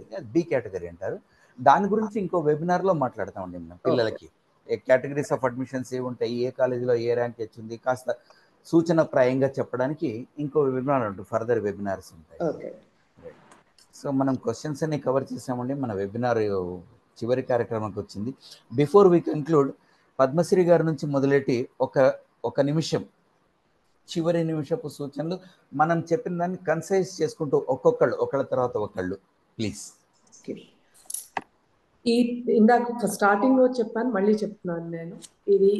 ఈ 4-5 రోజులు స్టూడెంట్స్ బేసిక్స్ మీద కాన్సన్ట్రేట్ చేసుకోవడం, ఈ మాక్ టెస్ట్లు కొన్ని రాసుకోవడము, తమకు తెలిసిన టాపిక్స్ ని మళ్ళీ రివైజ్ చేయడం ముఖ్యం. ఎగ్జామ్ సెంటర్కి వెళ్ళడం, ఆన్ టైంలో ఎగ్జామ్ సెంటర్ దగ్గర ఉండాలి. ఎగ్జామ్ రాసేటప్పుడు అన్నెసరీగా కన్ఫ్యూజ్ అవ్వడము, లేకపోతే ఒక క్వశ్చన్ అంటే కష్టంగా ఫీల్ అయినప్పుడు ఆ ఇంపాక్ట్ ని తర్వాత క్వశ్చన్స్ క్యారీ చేయడం ఉండకూడదు. క్వశ్చన్ కి మైండ్ సెట్ ప్రాపర్ గా ఉంచుకోవడం చాలా చాలా ముఖ్యం. తమకు వచ్చిన క్వశ్చన్స్ అన్ని చేసుకొని మిగిలిన క్వశ్చన్స్ దగ్గరికి మళ్ళీ ఇంకోసారి వచ్చి వాటికి ఎలిమినేషన్ మెథడ్ కానీ సబ్స్టిట్యూషన్ మెథడ్ కానీ అట్లాంటి ఏవన్నా చిన్న ట్రిక్స్ యూజ్ చేసుకుంటూ సాల్వ్ చేయడానికి ప్రయత్నం చేయాలి. అవి కూడా రావు అనుకున్నప్పుడు మాత్రం ఏదో ఒక ఆప్షన్, అంతకుముందు ఎక్కువగా ఫ్రీక్వెంట్ గా ఏ ఆప్షన్ అయితే వాళ్ళకి కనిపించిందో ఆ ఆప్షన్ పెట్టడానికి ప్రిఫర్ చేసుకుంటే మంచిదండి. ఓకే, అంటే మిగతా క్వశ్చన్ లో ఏ ఆప్షన్ ఎక్కువ వచ్చిందో దాని పెడితే ప్రాబిలిటీ ఎక్కువ ఉంటుందని మీరు ఎక్కువ ఉంటుందండి. అదొకటి చూసుకుంటే అలా చేసుకుంటే కాస్త బెటర్గా ఉంటుంది. Right sir. శంకర్రావు గారు. సార్, ఇప్పుడు మనం ఇందాక మాట్లాడుకున్నట్టుగా మెయిన్గా ఎంసెట్లో వచ్చేసరికి మనకి టైం మేనేజ్మెంట్ ముఖ్యమండి. సో ఇందులో చాలా మంది విద్యార్థులు already JEE main session 1 session 2 రాసేసి ఉంటారు. సో కొంతమందికి మంచి మార్కులు మంచి ర్యాంక్ వచ్చి ఉంటాయి, రిజల్ట్ వచ్చేసింది, ర్యాంక్స్ కూడా వచ్చినాయి కాబట్టి. సో అందులో మంచి మార్క్ రాలేదు, లేకపోతే మంచి పర్సంటైల్ మంచి ర్యాంక్ రాలేదు అని ఫీల్ అవ్వకుండా, ఎందుకంటే 2 డిఫరెంట్ ఎగ్జామ్స్, చాలా మందికి కొంచెం లెస్ కాన్ఫిడెన్స్ లో ఉంటారండి. సో జేఈ మెయిన్ అనేది డిఫరెంట్ ఎగ్జామ్, ఎబ్సెట్ అనేది డిఫరెంట్ ఎగ్జామ్ కాబట్టి ఫ్రెష్ మైండ్తో ఆ ఇంపాక్ట్ అనేది ఇక్కడ లేకుండా, అక్కడ రాలేదు కాబట్టి మనకి ఇక్కడ కూడా రాదేమో అనే ముందే నెగిటివ్ మైండ్ సెట్ కాకుండా కొంచెం పాజిటివ్ మైండ్ సెట్తో కాన్ఫిడెంట్గా ఎగ్జామ్ రాస్తే ఇక్కడ నెగిటివ్ మార్కింగ్ లేదు, ఇది కొంచెం దాంతో పోలిస్తే ఈజీగా ఉంటుంది కాబట్టి లోకల్ కాంపిటీషన్ ఇది, అదేమో ఆల్ ఇండియా కాంపిటీషన్ కాబట్టి. సో ఒక 20-25,000 లోపు ర్యాంక్ వచ్చినా కూడా మంచి కాలేజీలో సీట్ వచ్చే అవకాశం ఎక్కువ ఉంది. రాసే వాళ్ళు ఒక 2 లక్షల మంది ఉన్నా మనం ఒక టాప్ 10% ఉన్న అంటే 100 లోపో 1000 లోపు ర్యాంక్ వస్తేనే మంచిది అనే కాకుండా 10,000 లోపు అనేది టార్గెట్ పెట్టుకొని వర్క్ చేయాలి మినిమం. సో 20-25,000 వరకు వెళ్ళినా కూడా అది కూడా బెస్టే ఉంటుంది, మంచి కాలేజీలో సీట్ వస్తుంది కాబట్టి. అంటే అట్లీస్ట్ మనం ఒక 100 మార్కులకి ప్రయత్నిస్తే ఒక 60 to 75 మార్క్స్ మధ్యలో రావడానికి ఎక్కువ అవకాశాలు ఉన్నాయండి. అందరూ దాన్ని దృష్టిలో పెట్టుకొని ఆ టాపిక్స్ డివిజన్ ఎలా ప్రిపేర్ అవ్వాలి, ఈ లాస్ట్ 3-4 డేస్లో మార్క్ టెస్ట్ ప్రాక్టీస్ చేసి దాన్ని రివ్యూ చేసుకొని డైలీ ఇంకా మిగతా డిస్ట్రాక్షన్స్ అన్నిటి నుంచి దూరంగా ఉండి కాన్ఫిడెంట్గా ప్రిపేర్ అయితే అందరికీ కూడా మంచి ర్యాంక్ మంచి మార్క్స్ రావడానికి అవకాశం ఎక్కువ ఉందండి. సో అందరు స్టూడెంట్స్కి కూడా once again all the best అండి. So you will get good marks and good rank. Thank you very much. ఇంకో పాయింట్ ఏంటంటే మీరు చెప్పింది చాలా మంచి పాయింట్ చెప్పారు. జేఈ మెయిన్స్ అడ్వాన్స్డ్ ర్యాంక్స్ వచ్చేసాయి, వాళ్ళకి కొందరికి బాగానే వచ్చి ఉంటాయి అంటారు. సో ఒక 100 మార్కులకు నేను ప్రిపేర్ అయ్యి ఉంటే నాకు ఒక మంచి కాలేజ్ అంతకన్నా మంచి కాలేజ్ వచ్చే ఛాన్స్ ఉంటుంది. ఎందుకంటే వాళ్ళు ఎన్ఐటీకో ఎక్కడికో వెళ్ళిపోయే ఛాన్సెస్ వెళ్ళిపోతారు డెఫినెట్గా అండి. ఇప్పుడు ఎలాగో ఆల్ ఇండియా లెవెల్లో బెటర్ మార్కులు వచ్చిన వాళ్ళకి కాంపిటీషన్ మనకు తగ్గిపోతుంది. వాళ్ళు ఎంసెట్ లో రాసి మంచి మార్కులు వచ్చిన వాళ్ళు ఇక్కడ చేరరు. వాళ్ళ ప్రిఫరెన్స్ ఎన్ఐటీస్, ఐఐటీస్, తర్వాత డీమ్డ్ యూనివర్సిటీస్ కొన్నిటికి వెళ్ళే వాళ్ళ నంబర్ బాగా పెరిగింది మన స్టేట్స్ నుంచి. కాబట్టి డెఫినెట్ గా అరౌండ్ 80 to 100 మార్క్స్ అనేది బెస్ట్ స్కోర్ అండి. దాన్ని దృష్టిలో పెట్టుకొని ప్రిపేర్ అవ్వాలి. ఇప్పుడు వాటిలో లాగా 90% రావాలి, ఇంటర్మీడియట్ లో లాగా 900-950 రావాలనేది లేదు. ఇక్కడ మనకి 50% బెటర్ మార్క్. వాళ్ళు ఎలాగో వెళ్తారు, నాకు ఎలాగో వస్తుందని ఓవర్ కాన్ఫిడెన్స్ కాకుండా నా ప్రయత్నం మాత్రం నేను చేసుకుంటూ మైండ్ సెట్ కూడా ఉండకూడదు. అదే వాళ్ళు ఎలాగో వెళ్తారు కదా నాకు వచ్చేస్తుంది అనుకుంటే మన గోతిలో పడే ఛాన్సెస్ ఉంటాయి. డెఫినెట్ గా అలా వెళ్ళే వాళ్ళ నంబర్ చాలా తక్కువే. ఎందుకంటే ఐఐటీలో ఒక 10-15 వేల సీట్లే ఉన్నాయి. అందులో మన కాంట్రిబ్యూషన్ వచ్చేసి ఒక 10% ఉంటుంది. అలానే ఈ 25,000 సీట్స్ ఉన్నాయి, దాంట్లో ఒక 2-3 వేల మంది వెళ్తారు.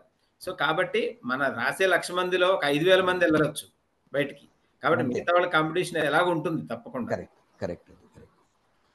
సార్ రవిశంకర్ గారు, మీ సూచనలు చివరి నేను చెప్పేది ఏంటంటే సార్, ఈ ఆన్లైన్ ప్యాటర్న్ లో ఇప్పుడు దాదాపు 3 days 2 days జరుగుతాయి. అంటే మనకు ఒక 6 నుంచి 8 పేపర్స్ మధ్యన వస్తాయి. కాబట్టి ప్రతి స్టూడెంట్ కూడా అంటే ఒక 2,40,000 అటెండ్ అయితే by 8 తీసుకుంటే ఒక్కో సెషన్ కి 30,000 నుంచి 40,000 స్టూడెంట్స్ అటెండ్ అవుతారు.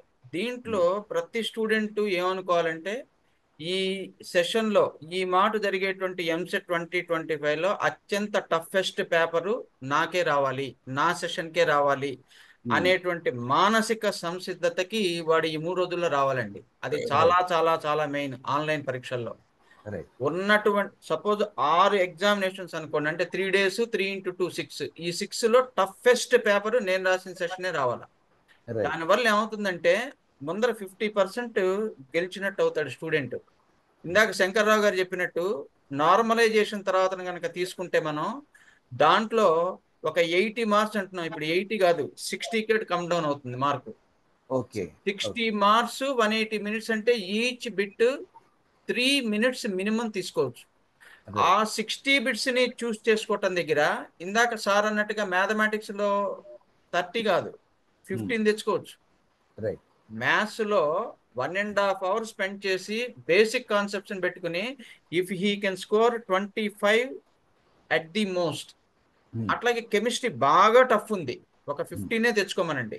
నెక్స్ట్ టఫ్ ఫిజిక్స్ ఉంది అనుకున్నాం, 30 తెచ్చుకోమనండి. అంటే 60 మార్క్స్ కనుక వాడు స్కోర్ చేస్తే ఈజియెస్ట్ పేపర్ లో that is going to be even 80, 85, 90. దీనివల్ల ఏమవుతుందంటే మాక్సిమం టైం అతని చేతుల్లో ఉంటుంది. నెంబర్ ఆఫ్ బిట్స్ అటెంప్ట్ చేసేవి తగ్గిపోతాయి.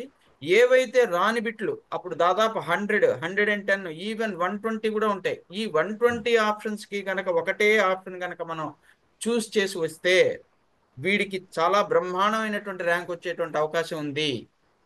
అయితే ఒక చిన్న ప్రశ్న అండి, చెప్పండి. Number of applicants last year 3 లక్షలు ఉన్నారు. ఒక ప్రశ్న ఉంది, ఒక అమ్మాయి అడిగింది. లాస్ట్ ఇయర్ 3 లక్షలు ఉన్నారు, ఈసారి 2 లక్షలే ఉన్నారు. దానివల్ల ర్యాంక్ మీద ఏమన్నా ఈ డిఫరెన్స్ ఉంటుందా? టాప్ రేంజ్ లో అదేం ఫరక్ పడదండి. ఎందుకంటే ఎవరైతే టాప్ 1 lakh పిల్లలు ఉంటారో వాళ్ళు అన్ని ఆబ్జెక్టివ్ పరీక్షలు all over India wise attempt అవుతారు. వాళ్ళన్నది లాస్ట్ రేంజ్ లో పెద్ద వేరీ అవుతుంది, అదేమి పెద్ద ఫరక్ పడదు. మెరిటోరియస్ స్టూడెంట్స్ అందరూ కూడా అటెండ్ అవుతారు, దాంట్లో అదేం పెద్ద ఫరక్ పడదు. అంటే పాప ఆల్రెడీ ఏడుస్తుంది, మనం కొడితే ప్రత్యేకంగా ఏడవదని అదే. చెప్పినట్టు ఉంటుందండి. రైట్ రైట్ అండి. సార్ శ్రీనివాస్ గారు మీ ఇన్పుట్స్ అండి. సార్ ఇప్పుడు మనం స్టూడెంట్ ఎగ్జామ్కి వెళ్ళేటప్పుడు 160 బిట్స్ అనే ప్రెజర్ ని పెట్టుకుని వెళ్ళకూడదు. సార్ చెప్పినట్టుగా వాడేమి 160 బిట్స్ రాయడానికి వెళ్ళటం లేదు. నా కెపాసిటీ బిలో 10,000 తెచ్చుకోవడం అనేది నా టార్గెట్, లేదా 5,000. వాడికి ఆల్రెడీ మనం రేంజెస్ చెప్తున్నాం. Below 10,000 so you have to score 70-75 marks. 5,000 80 marks, 3,000 85 marks. Already మనము నేను అనుకున్నట్టుగా 99 మార్క్స్ వచ్చిన స్టూడెంట్ కే బిలో 1000 ర్యాంక్ వచ్చింది లాస్ట్ ఇయర్. కాబట్టి ఆ ప్రెషర్ వాడు ఎప్పుడైతే లేదో హాయిగా కంఫర్టబుల్ గా రాసేస్తాడు. సార్ చెప్పడానికి ఒక్కొక్క బిట్ కి 2 minutes 3 minutes ఈజీగా వాడికి వచ్చేస్తుంది చేతిలో. రెండవది 50 నుంచి 65 మధ్యలో ఎక్కువ మంది పడతారు. కొన్ని వందల వేల మంది వచ్చి ఆ జోన్ లో పడుతుంటారు. అది డేంజరస్ జోన్. కాబట్టి మనం ఉంటే 65 దాటి పైకి వెళ్ళిపోవాలి. అప్పుడు మళ్ళీ రిలాక్స్డ్ గా ఉంటుంది అట్మాస్ఫియర్. ఈ జోన్ డేంజర్ జోన్. కాబట్టి పిల్లాడు కంపల్సరీగా కొంత ఎఫర్ట్ చేసి ప్రాక్టీస్ చేసేటప్పుడు మంచిగా ప్రాక్టీస్ చేసి ఆ టైం బౌండరీని చూసుకొని చేస్తే 1,00,000 మంది రాస్తున్నారంటే 1 మార్కు తక్కువ వస్తే నేను 10,000 కిందికి వెళ్ళిపోతాననే భయం ఉండాలి, కానీ ఒత్తిడి ఉండకూడదు. ఒత్తిడి ఉండదు. అది రెండోది క్వశ్చన్ పేపర్ లో నుంచి క్వశ్చన్ చదివి మనం ప్రాబ్లం చేసేటప్పుడు వాడు డేటా కరెక్ట్ గా ఎంటర్ చేసుకోవాలి. అదొక మిస్టేక్ చేస్తారు. అక్కడ 25 ఉంటే వీడు 52 అని అటాచ్ చేసుకొని క్యాల్కులేషన్ చేస్తారు. కరెక్ట్. ఇది చాలా సాధారణంగా జరిగే మిస్టేక్. ఇది డేటా సరిగా రీడ్ చేయకపోవడం. ఆ డేటాని కరెక్ట్ గా నువ్వు నీ రఫ్ పేపర్ మీద ఎంట్రీ చేసుకునేటప్పుడు చాలా జాగ్రత్తగా ఉండి క్యాల్కులేషన్ చేయాలి. లేదంటే మేమేం చేస్తామంటే లెక్చరర్స్ గా 25 ఒక ఆన్సర్ ఇస్తాం, 52కి ఇంకొక ఆన్సర్ ఇస్తాం, 2 ఆప్షన్స్ పెడతాం. కరెక్ట్. ఇందాక చెప్పినట్టు 25 - 25, 52 - 52 అక్కడే చచ్చిపోయాము. అంతే. సార్ భరద్వాజ్ గారు ఇంకో మిస్టేక్ కూడా చేస్తారండి. ఆన్సర్ 2 వస్తే సెకండ్ ఆప్షన్ సెలెక్ట్ చేసుకుంటారు. Correct madam. అది అట్లాంటిది కూడా ఉంటుంది. అంటే ఆల్ఫాబెటిక్ అంటే giving numericals to answers and putting that choice అనేది బై మిస్టేక్. అది రైట్. భరద్వాజ్ గారు సార్ మీ వైపు సార్ ఇప్పుడు బాటనీకి ఓవరాల్ ఇన్పుట్స్ కి. Okay sir, last minute revision లో చాలా మంది స్టూడెంట్స్ చేసే మిస్టేక్ ఏంటంటే సార్, ప్రాక్టీస్ పేపర్స్ లో ఎప్సెట్ పేపర్స్ చేయకుండా నీట్ పేపర్స్ చేస్తారు అనమాట ప్రాక్టీస్ లో. సో దానివల్ల కొంచెం మిస్అండర్స్టాండింగ్ వస్తుంది సార్ పిల్లలకి. అంటే నీట్ పేపర్ లో కవర్ ఇన్ఫాక్ట్ ఒక క్వశ్చన్ ఉంది నీట్ లో ఎంసెట్ లో వచ్చే మన యాప్సెట్ లో వచ్చేసరికి 12 చాప్టర్లు పెరిగిపోయాయి, 30 చాప్టర్లు అయ్యాయి. నేను ఎన్సీఆర్టీ ప్యాటర్న్లో చదివాను, నీట్ కోసం చదివాను, నేను ఎన్సీఆర్టీ స్టూడెంట్ని, అవే చదివితే సరిపోతుందా అనేసి ఒక ప్రశ్న. రెండు భాగాలుగా సిలబస్ బాగా స్టేట్ ఎంట్రన్స్కి బాగా సిలబస్ బాగా పెరిగింది, మరి దీన్ని ఎలా ఒత్తిడి తట్టుకోవాలి అన్నది రెండో ప్రశ్న. ఈ రెంటిని కలుపుతూ ఓవరాల్ ఇన్పుట్ ఇవ్వండి సార్ కాస్త. Okay sir. So NEET serious గా తీసుకునే వాళ్ళకి సార్ ఎంసెట్ అంటే ఎప్సెట్ ప్యాటర్న్ లో ఉన్న క్వశ్చన్ పేపర్ ని వాళ్ళ రిలేటివ్ క్వశ్చన్ ని చేసుకుంటూ వెళ్ళడం బెటర్. అంటే first question 5th question 10 chapter లేవనేక వెళ్ళిపోవాలి. ఒకవేళ ఎప్సెట్ ఏదైతే సీరియస్ తీసుకున్న స్టూడెంట్స్ ఉంటారో వాళ్ళ రెగ్యులర్ ప్రిపరేషన్ లో ఉన్న క్వశ్చన్స్ ని వాళ్ళు స్టిక్ అయి ఉంటే బెటర్. రైట్. అదొకటి. నెగిటివ్ మార్క్స్ లేవు కాబట్టి కాబట్టి ఇంకోటి ఏంటంటే సార్, బయాలజీలో గెస్సింగ్ ఛాన్సెస్ ఎక్కువ ఉంటాయి సార్. అంటే గెస్ చేసే ఛాన్స్ ఎక్కువ ఉంటాయి. వాటి ఎక్కడ ఒక ఐపీ ప్రిపరేషన్ లో ఒక క్వశ్చన్ 8 మార్క్స్ 4 మార్క్స్ సీరియస్ అయిన క్వశ్చన్స్ లో వాటికి అక్కడ స్ట్రైక్ అయ్యే ఛాన్స్ ఎక్కువ ఉంటాయి సార్. వీటిలో కవర్ అడ్వాంటేజ్ తీసుకోవచ్చు పిల్లలు. గెస్సింగ్ అనే అడ్వాంటేజ్ బాటనీ జువాలజీలో కాస్త ఎక్కువ ఉంటుంది మిగతా వాటికన్నా కూడా. తీసుకోవచ్చు. మాక్సిమం 2 ఆప్షన్స్ ఎక్కువ ఇబ్బంది పెడుతుంటాయి సార్. రైట్. వాడు ఈజీగా 2 ఆప్షన్స్ వాడు ఎలిమినేట్ చేయొచ్చు. అవునండి. 50% దగ్గర కాస్త డిఫికల్టీ వస్తుంది, ఇదా అన్నది కరెక్ట్, మీరు అనేది correct. So my dear students, sir చెప్పేది ఏంటంటే don't worry about EAPCET syllabus or NEET syllabus. If your focus is on NEET, prepare for or take the examination as if you are taking NEET exam only. Here also get bonus marks if you can, and if you cannot answer the questions from those 10 chapters that are extra added in EPSET. Don't get confused now, don't confuse yourself, don't take any stress. ఒత్తిడి తీసుకోకండి, భయపడకండి, మీకు వచ్చిన దాంట్లో కరెక్ట్గా answer చేయండి, రాని వాటిలో లాక్కోవడానికి ప్రయత్నించండి. మన ఎక్స్పర్ట్స్ చెప్పినట్టు బి ఆప్షను, సి ఆప్షను, మిగతా పద్మశ్రీ గారు చెప్పినట్టు మిగతా ఆప్షన్స్ ఏవి ఎక్కువ వస్తున్నాయో దాని ప్రాబిలిటీ ఉండే ఛాన్స్ ఉంటుందో దాని ప్రకారం తీసుకొని చెయ్యండి అని చెప్తున్నారు. సార్ వేణుగోపాల్ గారు మీ వైపు నుంచి. సార్ ఈ లాస్ట్ మినిట్ ప్రిపరేషన్ కోసం మెమరీ బేస్డ్ పాయింట్స్ చూసుకోవాలి సార్. కొన్ని టాపిక్స్ మెమరీ బేస్డ్ టాపిక్స్ చూసుకోవడం బెటర్, ఎందుకంటే అవే మర్చిపోతుంటారు అవి. కరెక్ట్. ఇంకా మరి కొత్త టాపిక్స్ కి వెళ్ళకుండా ఇప్పుడు నీట్ అండ్ ఎఫ్సెట్ కి ప్రాబ్లమ్, సిలబస్ లో ప్రాబ్లమ్ అని మనం మాట్లాడాము కదా. సో కొత్త టాపిక్స్ కి వెళ్ళకుండా ఉన్న టాపిక్స్ లోనే వాళ్ళు ఎంత చేయగలరో డీటెయిల్ గా చదువుకుంటూ అటెంప్ట్ చేయడమే బెటర్ సార్. లేకపోతే ఊరికే స్ట్రెస్ పడి ఉన్నవి పోతాయి. కరెక్ట్. టైంకు సెంటర్ లో ఉండడం చాలా ఇంపార్టెంట్. కనీసం ఒక అరగంట ముందన్న కనీసం సెంటర్ దగ్గర ఉంటే కూల్ గా ఉంటాము. లాస్ట్ మినిట్ లో పంపిస్తారు, ఆ ఒత్తిడి ఉంటుండే. డ్రైవింగ్ చేయకుండా ఎవరో వెళ్ళి తీసుకెళ్ళేట, వీలైతే ఆర్టీసీ ఎల్లో బస్సులో, ఇందాక సార్ చెప్పినట్టు ఎల్లో బస్సులోనే వెళ్ళి ఎగ్జామ్ రావడం ఇంకా మంచిది. చాలా సేఫ్ గా వెళ్ళొచ్చు, ఏ టెన్షన్ లేకుండా వెళ్ళొచ్చు. వీలైతే బస్సులో కాస్త కునుకు తీయొచ్చు, లేకపోతే కొన్ని పాయింట్లు రివైజ్ చేసుకోవచ్చు. బైపీసీ వాళ్ళకి ఇంకొక అడ్వాంటేజ్ ఏంటంటే, ఇప్పుడు మెయిన్స్ ఇంజనీరింగ్ స్ట్రీమ్ వాళ్ళు రాసే వాళ్ళకి అక్కడ 75 అలవాటు పడి ఇక్కడ మోర్ దాన్ డబుల్ రాయాలి. కానీ బైపీసీలో నీట్ ప్రిపేర్ అయ్యే వాళ్ళు ఆల్రెడీ 180 క్వశ్చన్స్ కి ప్రిపేర్ అవుతున్నారు. 3 hours. సైకలాజికల్ అడ్వాంటేజ్ వాళ్ళకి ఉంటుంది. నెంబర్ ఆఫ్ క్వశ్చన్స్ తగ్గుతున్నాయి కాబట్టి ఇంకా అడ్వాంటేజ్ వాళ్ళకి. Very good, very nice. ఉందనే తప్పితే ప్యాటర్న్ మొత్తం almost same. Number of questions wise advantage ఉండదు. So number of question wise advantage BiPC వాళ్ళకి ఈజీగా ఉంటుందండి. వెరీ గుడ్, చాలా అడ్వాంటేజెస్ పాయింట్ చెప్పారు. నిజంగా చాలా advantage compare to engineering stream వాళ్ళకి. Pharmacy have advantage. డెఫినెట్గా. సార్ వాసుదేవ్ రెడ్డి గారు మీ వైపు నుంచి. ఈనాడు ప్రతిభా ప్రేక్షకులందరికీ ఏంటంటే, పిల్లలు వెళ్ళి రాసి వస్తారు అని అనుకోకుండా పేరెంట్స్ మీ గైడెన్స్లో పిల్లల్ని సెంటర్ల వరకు తీసుకెళ్ళగలిగితే, వాళ్ళ 2 సంవత్సరాలు కష్టపడ్డందుకు ఆ 2 గంటలు మీరు పిల్లల్ని కనిపెట్టుకొని ఆడదాకా తీసుకెళ్ళగలిగితే మంచిగా ఉంటుంది. వాళ్ళకి మోరల్ సపోర్ట్ ఇచ్చినట్టుగా ఉంటుంది. ఇది పేరెంట్స్కి రిక్వెస్ట్, పిల్లలకు కాదు. ఎందుకంటే ఫ్రెండ్స్తో బండ్ల మీద అలా వెళ్దాం ఇలా వెళ్దామని లాస్ట్ మినిట్లో పరిగెత్తి సెంటర్ల దగ్గర ఏమవుతుందో చూస్తూ ఉన్నాం. కాబట్టి పేరెంట్స్ గైడెన్స్ తీసుకొని సెంటర్ దగ్గర డ్రాప్ చేసి ఒక మోరల్ సపోర్ట్, నువ్వు రాసే ఎగ్జామ్ చాలా పెద్ద ఎగ్జాము మన ఫ్యామిలీకి అనే ప్రొజెక్షన్ ఇవ్వగలిగితే పేరెంట్స్, పిల్లాడు కూడా అదే సీరియస్లో ప్రిపేర్ అయ్యి రాస్తాడు. కొంచెం ఆ లాస్ట్ మినిట్లో హాల్ టికెట్ మర్చిపోవడాలు, పెన్నులు మర్చిపోవడాలు ఇవన్నీ ఉంటాయి. కాబట్టి మీరు పక్కన ఉంటే వాడికి ఒక మోరల్ సపోర్ట్ ఇచ్చినట్టుగా ఉంటుంది. దయచేసి ఇవి చూడండి. ఈ 3 రోజులు బయట ఫుడ్లు తినకుండా కొంచెం కేర్ తీసుకొని వాడి హెల్త్ మీద ఫోకస్ పెట్టండి. తల్లిదండ్రులు, పిల్లలు మంచిగా స్కోర్ చేస్తారు. వాళ్ళకి ఒక మోరల్ సపోర్ట్ కూడా దొరుకుతుంది. టీచర్స్ సైడ్ నుంచి, పేరెంట్స్ సైడ్ నుంచి కూడా ఈ సపోర్ట్ కింద వాళ్ళకి దొరకగలిగితే మా ఇన్స్ట్రక్షన్స్ పిల్లలకి సక్రమంగా అందగలుగుతాయి. హంసిని, డిఫికల్టీ ఆఫ్ ది పేపర్ని బట్టి ర్యాంక్ ఉండదమ్మా. దాని నార్మలైజేషన్ ప్రాసెస్ ఉంటుంది. ఒక పేపర్ ఏదైనా ఒక సెషన్ ఏదైనా టఫ్ వచ్చింది, ఈజీ వచ్చింది అంటే there is a process called normalization. అంతా అయిన తర్వాత ర్యాంక్స్ వస్తాయి. పేపర్ డిఫికల్ట్ వచ్చింది కాబట్టి మంచి ర్యాంక్ వస్తుంది, ఆ సెషన్ వాళ్ళకి బెటర్ ర్యాంక్, ఇంకో సెషన్లో వేరే ర్యాంక్ వచ్చింది అనేది ఉండదు మొత్తం. So we come to the end of this session sir. Sir, మా కొందరు పిల్లలు అడుగుతుంది ఫిజిక్స్ బుక్స్, లేకపోతే మనం ఇందాక అనుకున్నట్టు స్టాటిస్టిక్స్ ఆఫ్ ప్రీవియస్ సెషన్స్, కొన్ని ఫార్ములాస్ ఉన్నటువంటిది అప్లోడ్ చేస్తామని చెప్పాం. పిల్లలు అదే అడుగుతున్నారు, స్టూడెంట్స్ అదే అడుగుతున్నారు. It will be useful.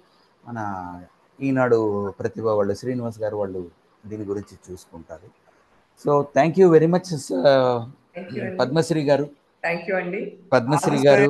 I wish you all the best అన్న. Nice nice. శంకర్రావు గారు, సమయాన్ని కేటాయించి ఆల్మోస్ట్ 2.5 గంటలు అవుతుంది, 3 గంటల దాకా అవుతుంది. ఇది చాలా టైం ఇచ్చారు. ఒక సండే హాలిడే పోగొట్టుకుని పిల్లల భవిష్యత్తు చాలా సంతోషం. కంటే ఒక టీచర్కి ఏది ముఖ్యం కాదండి. కరెక్ట్ అండి, కరెక్ట్.